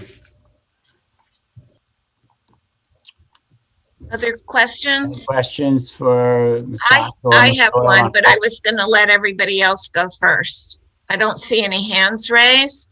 My question's about summer school. You have, I think I wrote the line item down as $208,000. Mhm. And this question may need Dr. Gianni and Ms. Doyle to weigh in, but is that based upon our experience with prior summer schools, and would we anticipate any additional participation this year because of the pandemic? In other words, would we expect to have more children participating this year than we have in the past? Listen, we could, but I think the numbers that we're providing, I mean, that is the secondary summer school, correct, Christine? Yeah, that's the summer. Yes, and Oh, it only went up 8,000. It was a $200,000 budget in the year we're sitting in now, and next year we're proposing 208,000 for collective increases in rates that we pay our staff. but that's for the secondary level. Yeah, and our elementary support program, I believe, is grant funded. You know, that would depend upon needs in those areas. We generally look at how students do and then invite students to participate in that program. I'm not sure the exact number that participated last year, but I can tell you that everyone that's invited does not participate. Ms. Doyle, I don't know if you're up to speed on that program at all. Just what you said, and you know, to respond to Ms. Hayes, will there be more students? I could probably say yes, just based on our assessment data, and you know, the fact that kids have had interrupted instruction. But to Dr. Gianni's point, not everybody attends that is invited. But it would not affect the budget that we're looking at, which is going to have to be covered by taxpayer dollars, because the elementary summer school is grant funded. Did I understand that correctly? Yeah, that's accurate, right? Is it totally grant funded, Ms. Costa? I can't answer that right now. I'm not sure. I believe it is, but anything outside of that would be minimal. So I don't believe an increase in numbers would affect the school budget, to answer your question. Thank you. And Ms. Hayes, just so you do know that there was a significant number of kids who didn't come. Last summer, we did run the program. Obviously, it was the beginning of the pandemic, but there was a significant number of children who did not attend. And it could be similar this year, but it was probably pandemic fear related, but they did not come. Mm-hmm. See, Ms. Aruda?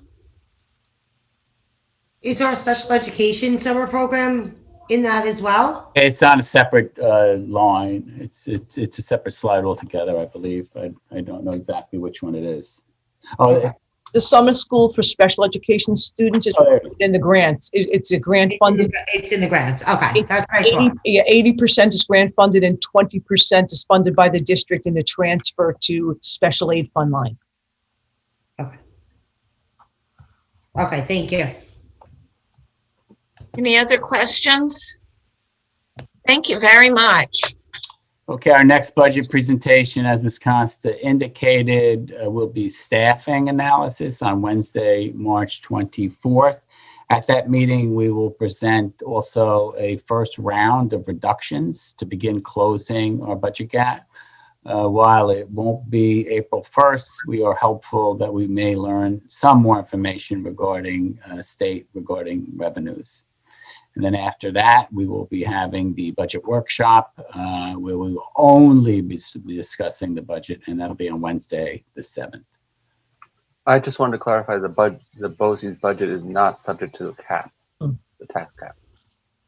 Thank you. Okay, moving on, President Hayes. Yes, please.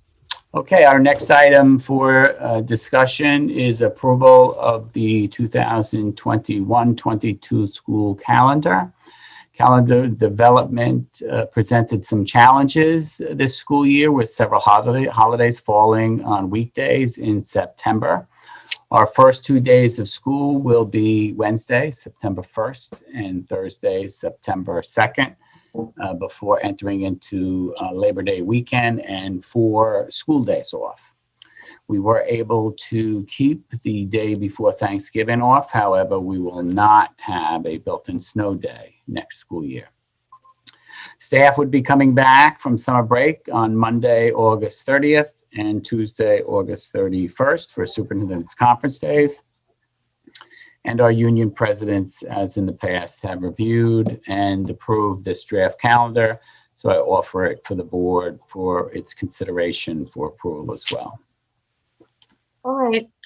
We need a motion to approve the calendar for 2021 through 2022. Ms. Aruda made the motion.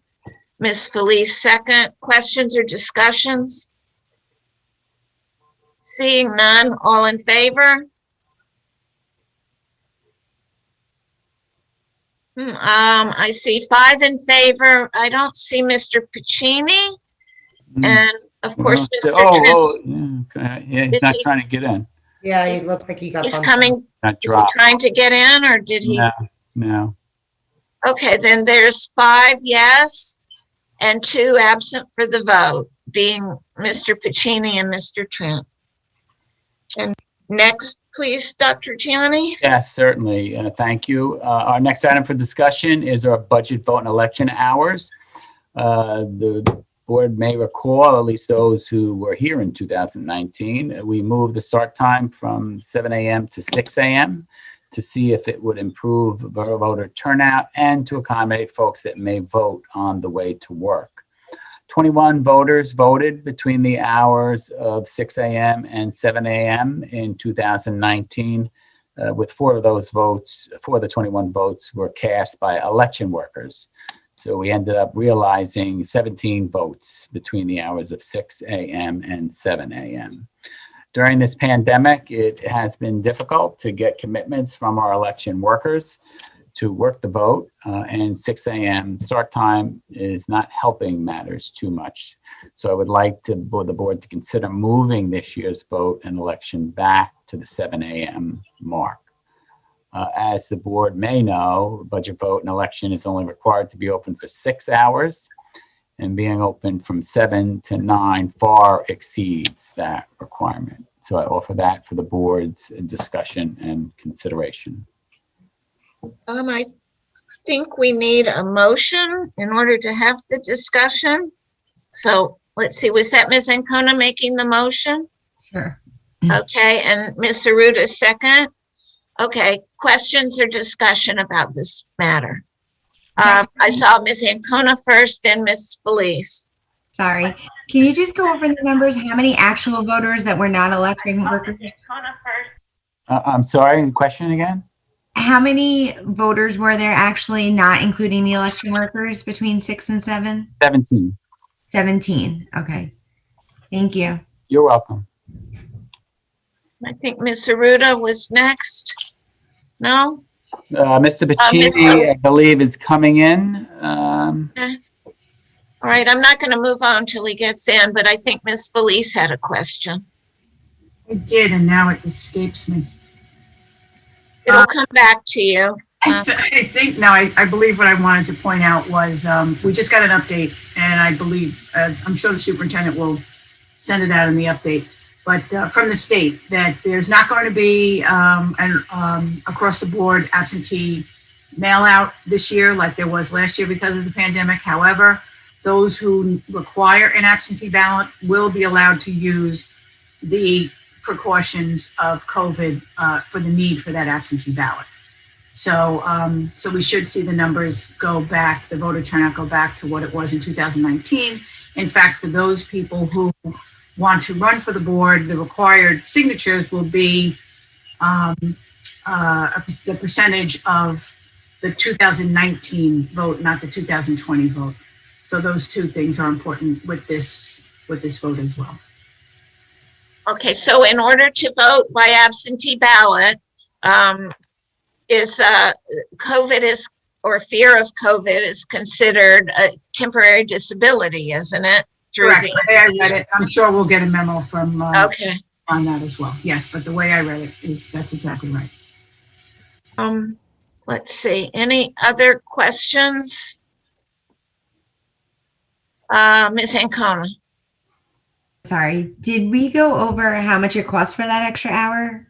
Did I? $800. No, we didn't. $800. $800. Okay. $800, but it's really not the money issue. It's the tax on the people and the bodies, coming in at 6 a.m. I know our clerk isn't looking at it. Well, she's probably listening, but she's, for being here at 6 o'clock, she's probably here 4:30 in the morning.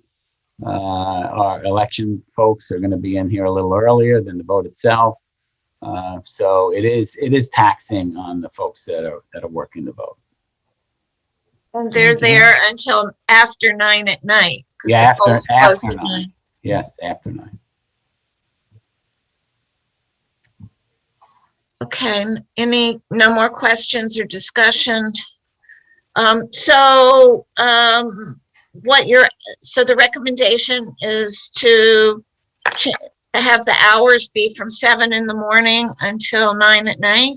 Correct. Is there a motion to approve the hours for polling? 7 in the morning to 9 at night. Mr. Parker made the motion. We already did a motion, didn't we? Yeah, I think we Yeah, did. you know what? You're right. Yeah. I'm sorry. We're voting now. It's okay. I'm sorry. We did do the motion. So, and we had our discussion and we stopped with our questions. So, Just need a second. okay. Oh, you need a second. Christine Flynn's hand is up. Yes, I have a first is Gina. I just need a second. I was the second. That was Oh, I'm sorry. Right, or Cheryl. We already Cheryl. have this. I was the second. Yeah, I was the second. Gina was the motion and I was the second on that before the discussion. It was Gina 1, Melissa Aruda 2. Thank you. Okay, now, no more questions or discussion. All in favor of this motion, raise your hand. It's unanimous for everybody who's here, and you already know that we have one trustee absent for the vote. Thank you. On behalf of the election workers and Christine, I thank you as well. Our next item for discussion is our reopening plan. Specifically, there are a couple of items that require modification to our plan, and there are also a few items that are informational that I would like to share with the board, as they had asked me for some feedback at our last meeting. The first item is spectators at games. And my recommendation is to permit 2 adults per athlete for only Bellport players. No visiting schools at first, but to revisit that at our March 24th meeting. Specifically, the revision in our reopening plan would read: spectators for indoor and outdoor sports, no more than 2 spectators per participant, may be permitted subject to facility capacities. Bellport spectators only until further notice. I know that we listened to some public commentary in this regard, and so the board is aware Section 11 did approve spectators for the upcoming fall season, and their recommendation is 2 spectators per participant for both home and away for outdoor sports, and 2 spectators per participant for home only for indoor sports. I am asking the board not to allow visitors at first because I would like to roll this out safely and make sure that we are well prepared to accept visitors.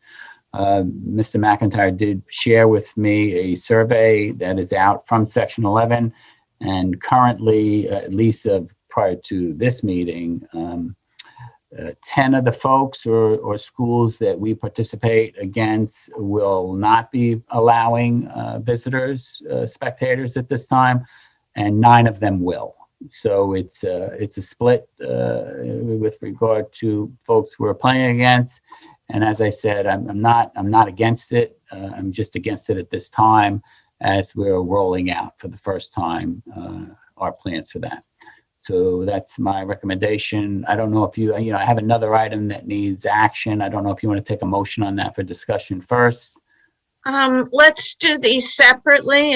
A motion to permit spectators at games according to. Let me say it again because it's a little different. Okay. So recommendation to permit 2 adults per athlete for only Belport players. No visiting school visitors at first, but to revisit at our March 24th meeting. Ms. Ancona, are you making the motion? Yes, and Ms. Aruda seconded it. Questions or discussion? And I have a question.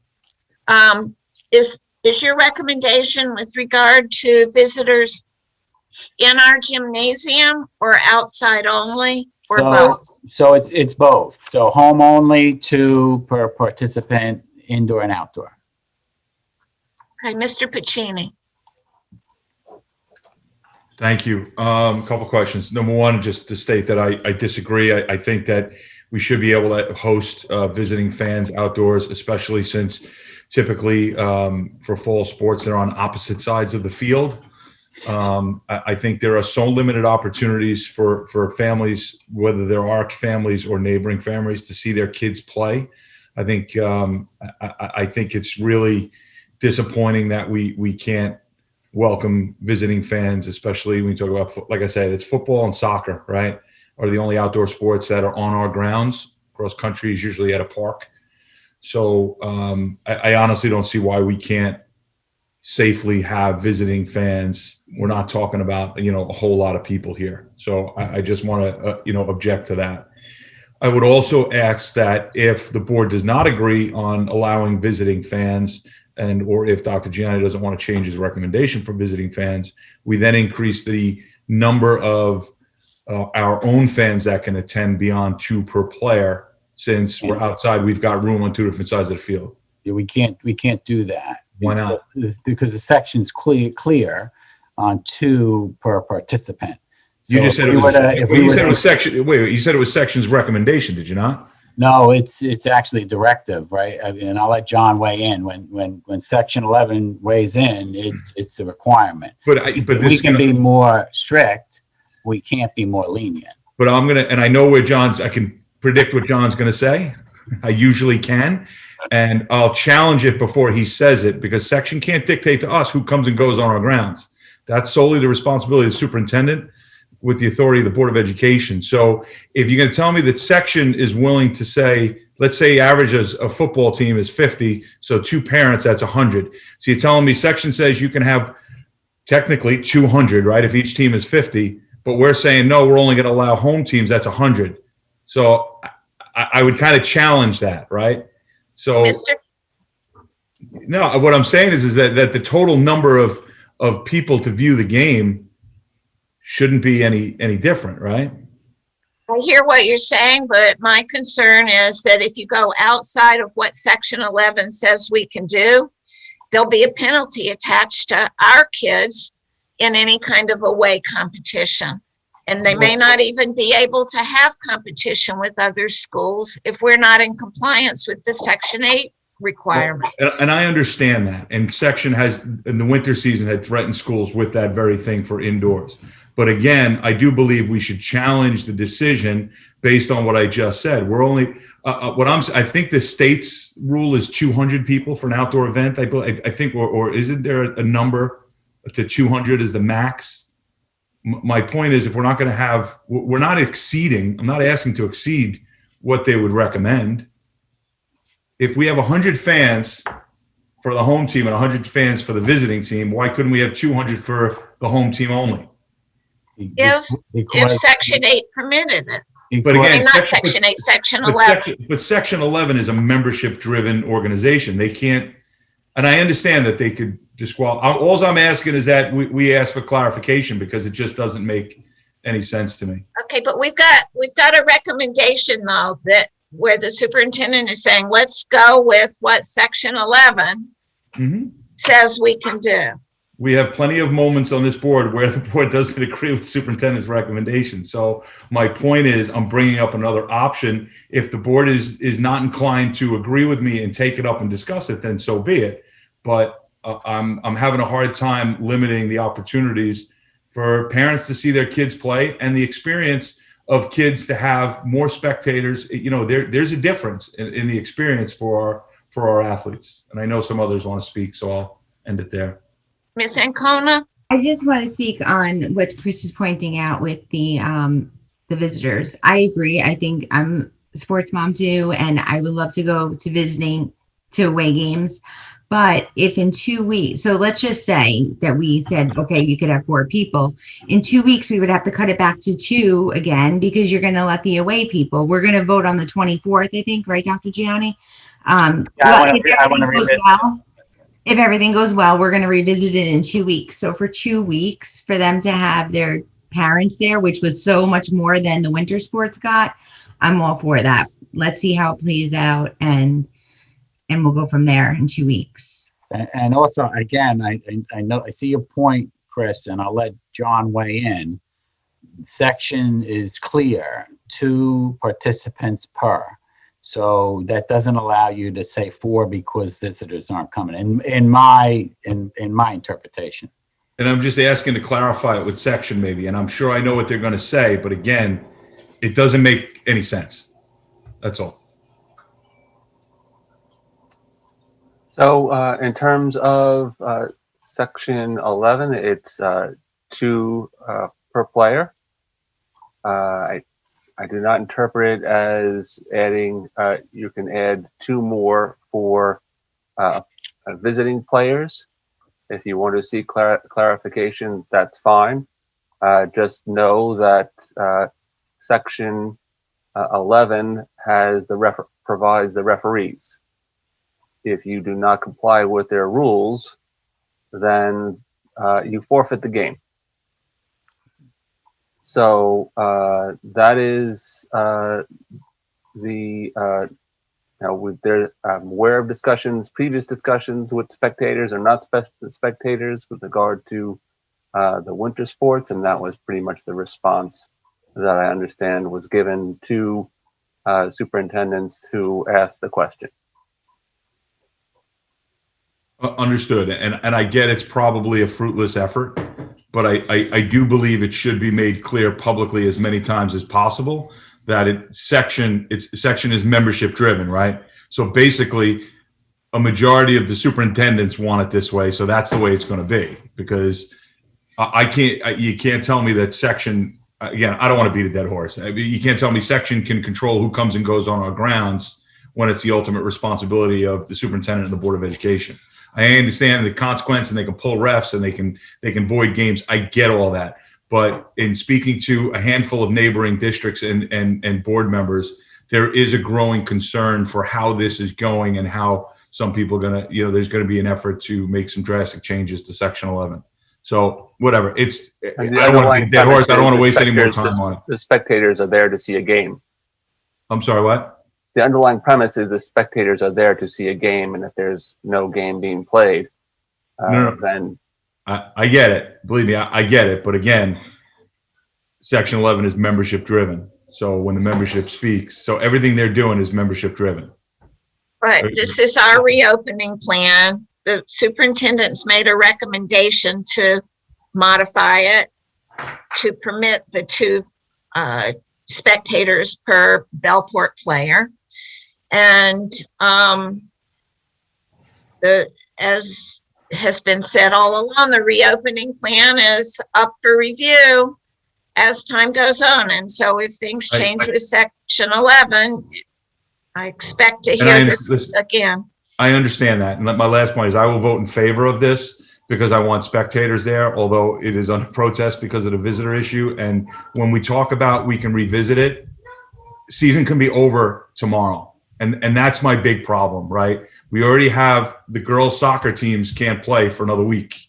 So, I mean, I know when we talk about, oh, well, we can revisit it down the road and there's other games and that, and it's a third of the season and the whole season could be gone in an instant. And we've seen that in neighboring districts throughout the island. So that's it. I'll vote in favor and I'll shut up now. Okay, then I'm ready to call for a vote. We already had the motion. It was seconded. All in favor of the recommendation? It's unanimous for everybody who's here. Thank you. And our next item that requires board's consideration and action is the outside group use of our outdoor facilities. My recommendation is to permit outside group use of outside facilities. Specifically, the revision to the reopening plan would read, the use of outdoor facilities by authorized outside groups only. Groups must follow the Department of Health and Center for Disease Control and Prevention guidelines and considerations for youth sports. Outside facility use only until further notice. And again, I'm not prepared to open up our indoor facilities to outside groups at this time. However, I do think it's time that we do allow our community to use our fields and get these kids outside doing things in our youth organizations. I offer that for the board's consideration. Is there a motion to approve the recommendation of the superintendent? That's Chris Puccini, yes, and Ms. Ancona, second. Questions or discussion?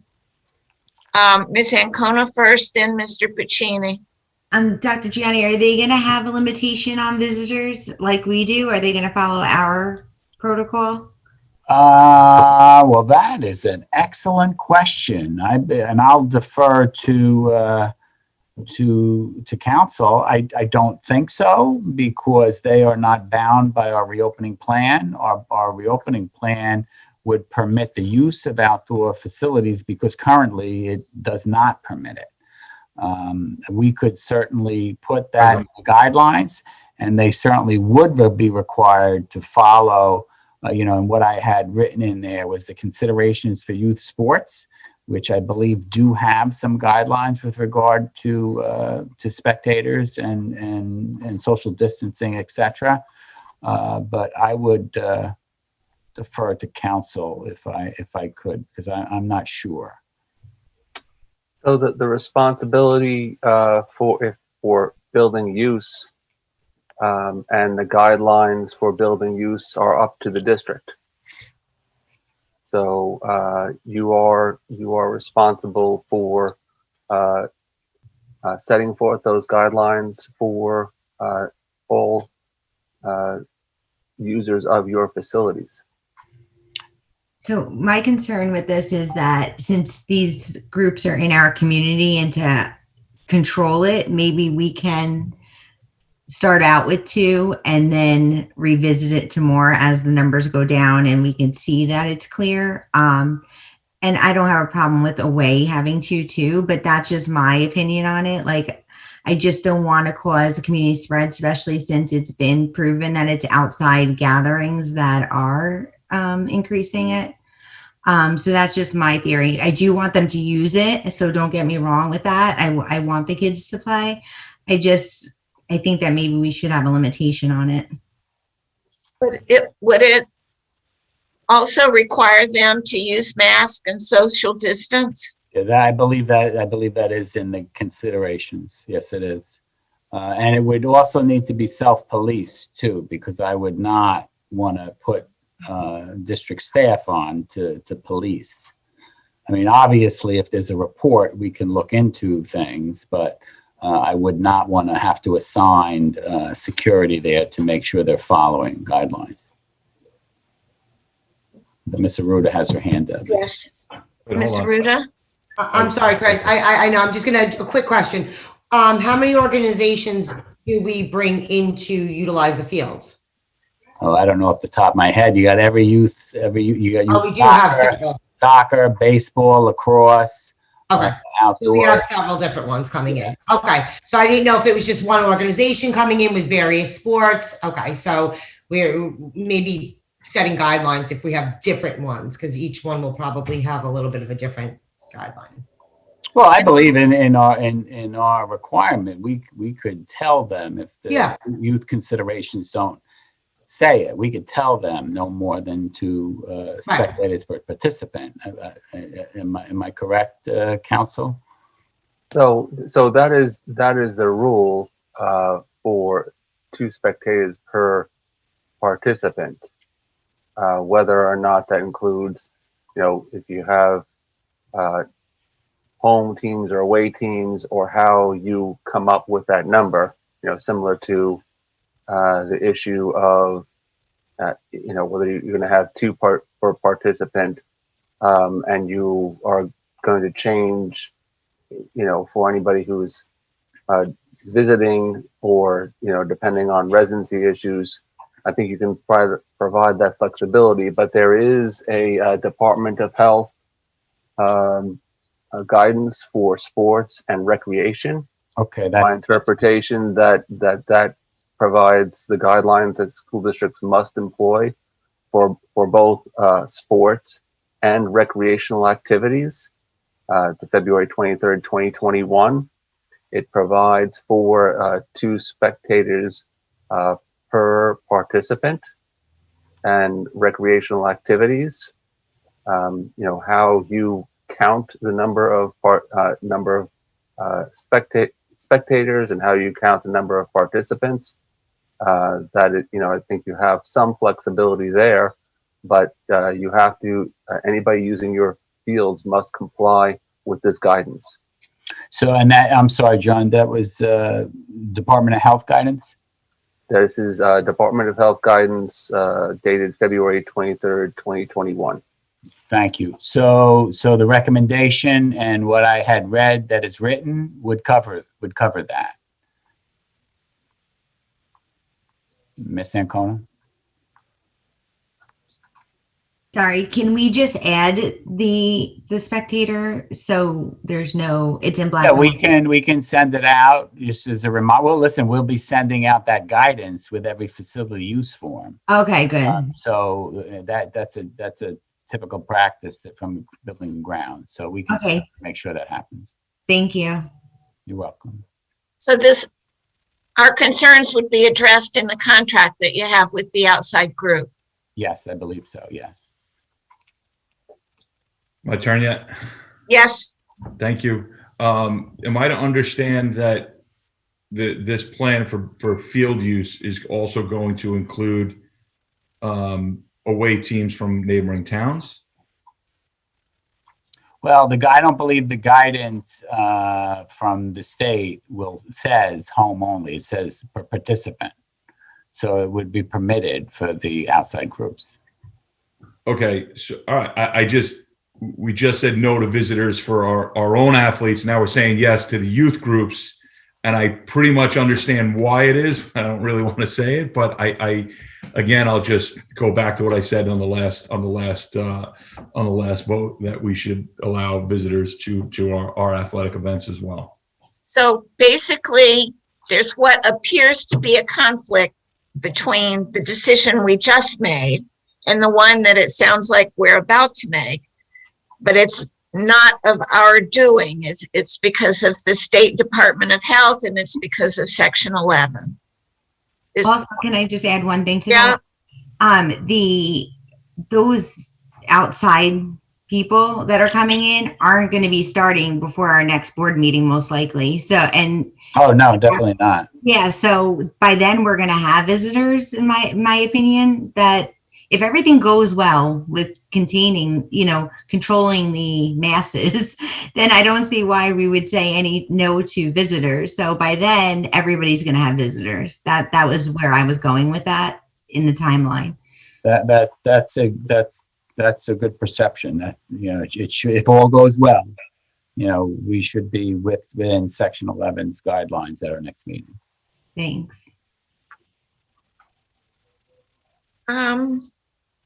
Okay, so all in favor of approving the superintendent's recommendation for outside group use of our outdoor facilities, please raise your hand.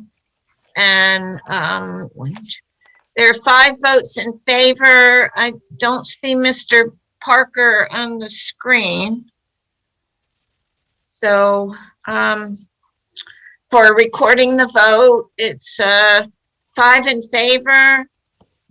Mr. Parker and Mr. Trent are not present for the vote. Okay, the next item I was hoping to bring to the board this evening was a recommendation to modify the plan to adopt New York State Department of Health and CDC guidance on quarantine for individuals who are fully vaccinated. I learned earlier this week that the county plans to adopt this guidance. However, they have not done so. Actually, just before the meeting, I heard they were about to update their website. Even so, I would not have enough time to put that together for the board to consider. So when it is available, I will bring it back to the board for their consideration. And the items that I did want to share, those are all the action items. The items that I did want to share for informational purposes, I'd like to report on some of our progress on relaxing guidelines for other activities. Elementary principals have begun meeting to discuss how we can get back to some normalcy with the use of art rooms, music rooms, and our libraries. We are also in the process of exploring possibilities for a field day event and what moving up may look like at the end of the school year. Those meetings have just begun, but I do expect to be able to share some information with the board that will be relaxing some of the procedures that are in place. The high school musical production will be a virtual event this school year. Auditions are wrapping up, and the production is scheduled to be posted for May 21st and to May 22nd. In place of our traditional concerts, we are exploring the possibility of holding a type of musical festival. These plans are in the infancy stages by the music department, and I hope to have more information for the board sometime soon. The high school, as Mr. Frankie indicated earlier, has begun planning for an outside prom event. Faculty advisors and student leadership have met with Mr. Hogan and all appear to be receptive to preliminary thoughts and plans. And as Mr. Frankie also mentioned, the student interest survey is currently out, but results coming in appear to be in support of this type of alternative prom event. And then finally, the high school has also begun planning for graduation, which is scheduled for Friday, June 25th. Graduation ceremony will be similar to the ceremony last year, which we all know was received very well.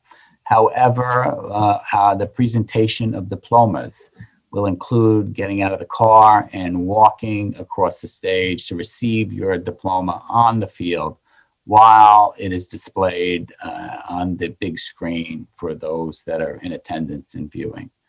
And that is all the updates on progress I have for the board. I'd be happy to answer any questions with regard to those at this point. Look forward to hearing about plans as they're getting off the ground. So thank you for that. You're welcome. And you have another, go ahead. No. I was going to ask if I should move on to curriculum. Not yet. I think I just wanted to reiterate what we said earlier about the possibility of a stage 8 on the reopening plan and how that's going to be at a special board meeting. Have a discussion of that. So now, if you can go on to the curriculum items. Can I ask a quick question? Oh, yes, you may. I'm sorry, and I know you talked about graduation, but is there anything you can share in regards to prom? I missed it. I had some audio issues, so if you said prom, I apologize. I'll repeat it. It was a short Thank report, you. not much different than what Mr. Frankie shared. The high school has begun planning for an outside prom event. Thank you. Faculty advisors and student leadership have met with Mr. Hogan and all are receptive with the preliminary thoughts and plans. A student interest survey is currently out, and those results appear that the students are in support of this type of alternative prom. Got it. Thank you. I apologize. My audio's been in and out all night, so I'm picking up things pieces here. So thank you. No. All right, it's nice to hear it all over again because it brought some smiles You know, to people's faces. And I'll be honest with Sorely you, needed. I think I got a dozen calls this week about prom, and that's why I want to make sure. So when I didn't hear it, that's why I want to make sure I brought it up. And I did hear Pat Med is having their prom on Main Street in Patchogue, or at least some sort of prom. It's like a parade or something, right? That's speculation. So hold off on what you hear on social media. I didn't hear from social media. I got it from pretty good sources. Okay. Alma mater. So All right. Anyway. Yeah, let's go on to curriculum. All righty, ma'am. I will. Administration recommends approval of curriculum items reflected in schedules G1 and G2. Is there a motion to approve items G1 and G2? Ms. Ancona, and second by Ms. Aruda. Any questions or discussion? Seeing none, all in favor? All present have voted yes. And moving on to personnel, administration recommends approval of personnel changes reflected in schedule H1 through H6. Is there a motion to approve items H1 through H6? I think Ms. Felice made the motion. Ms. Ancona seconded it. Any questions or discussion? Mr. Pacini and then Ms. Aruda. I'm sorry, I'm reading through this right now. I didn't see it earlier, but do we have someone who's going to assume the role of our senior guard? No, not at this time. We've posted for that and we've begun the process. Okay, but we don't have, all right, thank you. No, we don't. And we're managing right now, fine, but we have posted and we are going through the process of selection. Is the person in the position is gone already? Yeah, he's gone, and for Okay. personal reasons, I'd rather not speak to in public. Yep, no worries. Okay. Thank you. Ms. Aruda? Just real quickly on H3, on H3.8 through H3.10, I see that it is a grant, but it is for Regents review for, various subjects.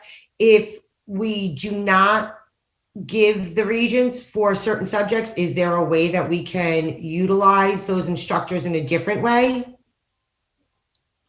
Well, Two of the Regents look like they will be. That would have happened already. So I think once it's done, you have to pay for it. So We can't utilize that instructor in a different way. No. Well, listen, if the board acts, it's utilizing that structure for what the board approves. And Okay. I don't think we can just put that tentative. I'd rather have the kids get the support rather. I agree. I just rather noticed the assessment that it was model. grant money. Yeah. So I didn't know exactly, one of the Regents may not be there, so I didn't know exactly how that was going to be, if that was something that we could, kind of put on a table for something else, some kind of other extra help. Yeah. Let me ask it a different way. If we don't have Regents, then do we have the need for the Regents instruction that's in here? Sure. chances are we're gonna have two I of would those I would say yes, because Okay. it's support for the core subject. Absolutely. Okay. Like I said, I only saw 3 Regents on there. 2 of them we're probably going to have, 1 not. So I just, I was hoping we could utilize it to the best of our ability. Okay. But thank you for clarifying. You're welcome. Okay. All in favor?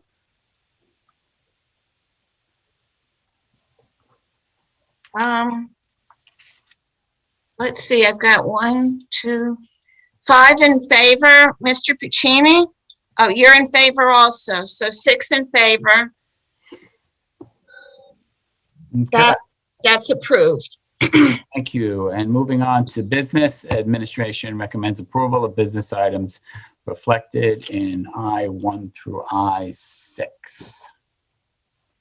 Is there a motion to approve items I1 through I6? Ms. Aruda and Ms. Ancona second. Questions or discussion? Seeing none, all in favor? Okay, all present voted yes. And that is all I have for you, President Hayes. I turn it back to you.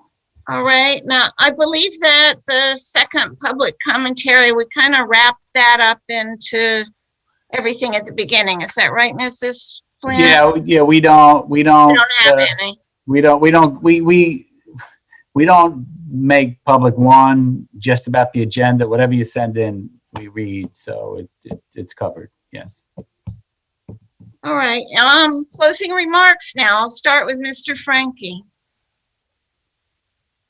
Awesome. So, as you briefly mentioned, the Bellport High School's Trying Music Honor Society had their live concert. It was hosted on Monday, and it was via Zoom, and it featured 8 great performers from my school. So, great job to all of them. And just a note, so tomorrow, March 11th at 2:40, I know the middle school is hosting their Trying Music Honor Society. They're hosting a NYSSMA Informants concert for the community via Zoom, and more information can be found on the South Country Music Department's Instagram and social media. So I thought I'd just put that out there. And finally, the Bellport High School Student Council is in the middle of our March Spirit Month. It's going really great, and we've had a lot of great school spirit so far. And we are currently discussing some really fun activities for our students who are virtual or in person that we can all participate in virtually. And we are eagerly awaiting good weather so we can potentially plan some good outdoor activities. Thank you. Fingers crossed. Thank you. Ms. Felice? Thank you. Thank you again, Miss Frankie, for all of your contributions to the Board of Education meetings. You really are a breath of fresh air, and I thank you for keeping us so well informed. I look forward to participating on Friday night and helping you in your Spirit Month as well. I just want to go on to say that, you know, in these times, there's many reasons why community members want to reach out to the board, and the board has always encouraged that. We have a system in place where people who write to us by email those emails get referred to the president, and the president answers on behalf of the whole board. And that's so that we have consistency. But that's not to say that members can't reach out to us and talk to us, and yet we'll pass that information on to the president and to the board to make our decisions that we make. You know, a lot of people accuse us of a lot of things, and just because we have a difference of a vote doesn't mean that those members who voted against the way you want them to vote are incompetent. And those kind of words that are used on social media against Board of Trustee members is not the kind of example we want to set for our members. It's not the kind of example we want to set for our students and our community. We made a commitment, this board, in the beginning of the year when we saw systemic racism rear its ugly head in our own backyard. And as a result, New York state legislation is underway to ban hateful kind of flags from municipal government vehicles. We started that dialogue, and it started here, and hopefully it will succeed here. But when I saw it, people who don't know anything about me, most people do know, I'm a member of the LGBT community. I'm a gay woman. I've been married to my wife for 12 years. We live here in Bellport. And it's hurtful to read things on, not for me personally, because I've been through it. I've been shoved in lockers as a kid because I knew who I was from a very young age. So I had to go through that heartache. And I salute the kids now that have the courage of their convictions to own who they are at a very young age. And we need to set that example for them too. And I don't want to see anybody go through any kind of heartache. So when I read on social media references to the gay community about rainbows and holding hands, it's not, I know you're directing it at me. And that you can say anything you want to me personally, but when you do it publicly, you're hurting the whole district. And that's something I want to see stopped. We have, like I said, we made a commitment to be instruments for lasting change when it comes to systemic racism, intolerance, and social injustice. And we have acted accordingly as we go on. Now, last meeting, I made mention of, actually, it wasn't last meeting, it was the February 5th meeting. I made mention of Amanda Gorman, who was the poet laureate who spoke at our nation's inauguration. And she spoke about being a light and being brave enough to see it, and how we complimented teachers who raised her in the educational system to become the woman that she became. Now, I don't know if the rest of you read just last week that she was a target again of racial profiling. And when she was going home to her apartment, a security guard tailed her on her walk home and said she looked suspicious. But then she showed her keys and buzzed herself into her apartment and left, and the officer left with no apology. She went on to say that one day you're called an icon and the next day you're called a threat. The threats are still out there. The bullying is still out there. And we're the ones from the Board of Education, that's where it starts on the local level, that have to call an end to it. And I'm calling an end to it right here. If you want to talk to me, my email is published, my phone number is published. You can talk to me anytime, but don't use hateful terms in trying to get your point across. You are very unlikely to get me to agree with you if that's the kind of language you want to use. Thank you. Thank you, Ms. Felice. Ms. Ancona? No? Ms. Aruda? I just want to commend Cheryl on what she just spoke about. That was very powerful, Cheryl, and thank you. And I'm sorry that you are going through this and others have gone through this, but that was very powerful. And I do hope that the community and everybody listens to what you just spoke about. So thank you. Mr. Pacini? Thank you. I really don't have much, but I do want to comment on what Cheryl had said and what Melissa had capitalized on. And for those that are in agreement with me, especially right now, there's a lot of frustration and I know right now to a large group of people, I'm kind of a hero, and some of my fellow trustees are not, over reopening and things like that. I would hope that everybody that supports me and agrees with me on anything treats everybody with respect and dignity, because, you know, we can all disagree. We don't have to like each other, but we really don't have to attack people personally. And I say that because in the 9 years I've been here, I've been the subject of plenty of attacks on social media. I mean, I've had to get a lawyer to stop somebody from harassing my children on the ball field. I've had people camped out on lacrosse fields taking pictures of my children. I've had people threaten my children. These things, there's no place for this anywhere. Disagree all you want.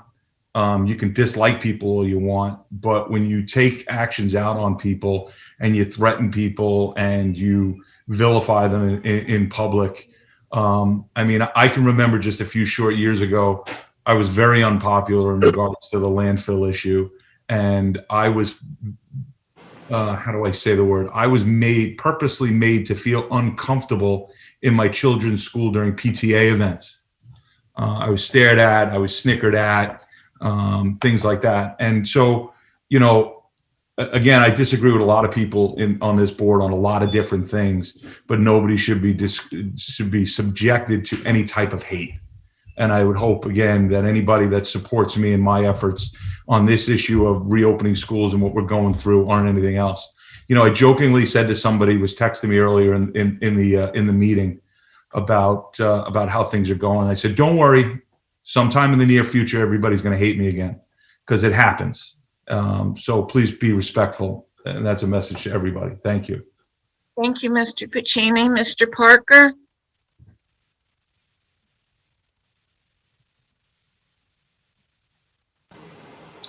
Hi. I just wanted to say I feel you, Cheryl. I'm sorry that you have to go through with that. I've been living through it for quite a while myself, but, you know, hang in there. One day it'll all get better. Thank you. And I guess I'm the last to speak.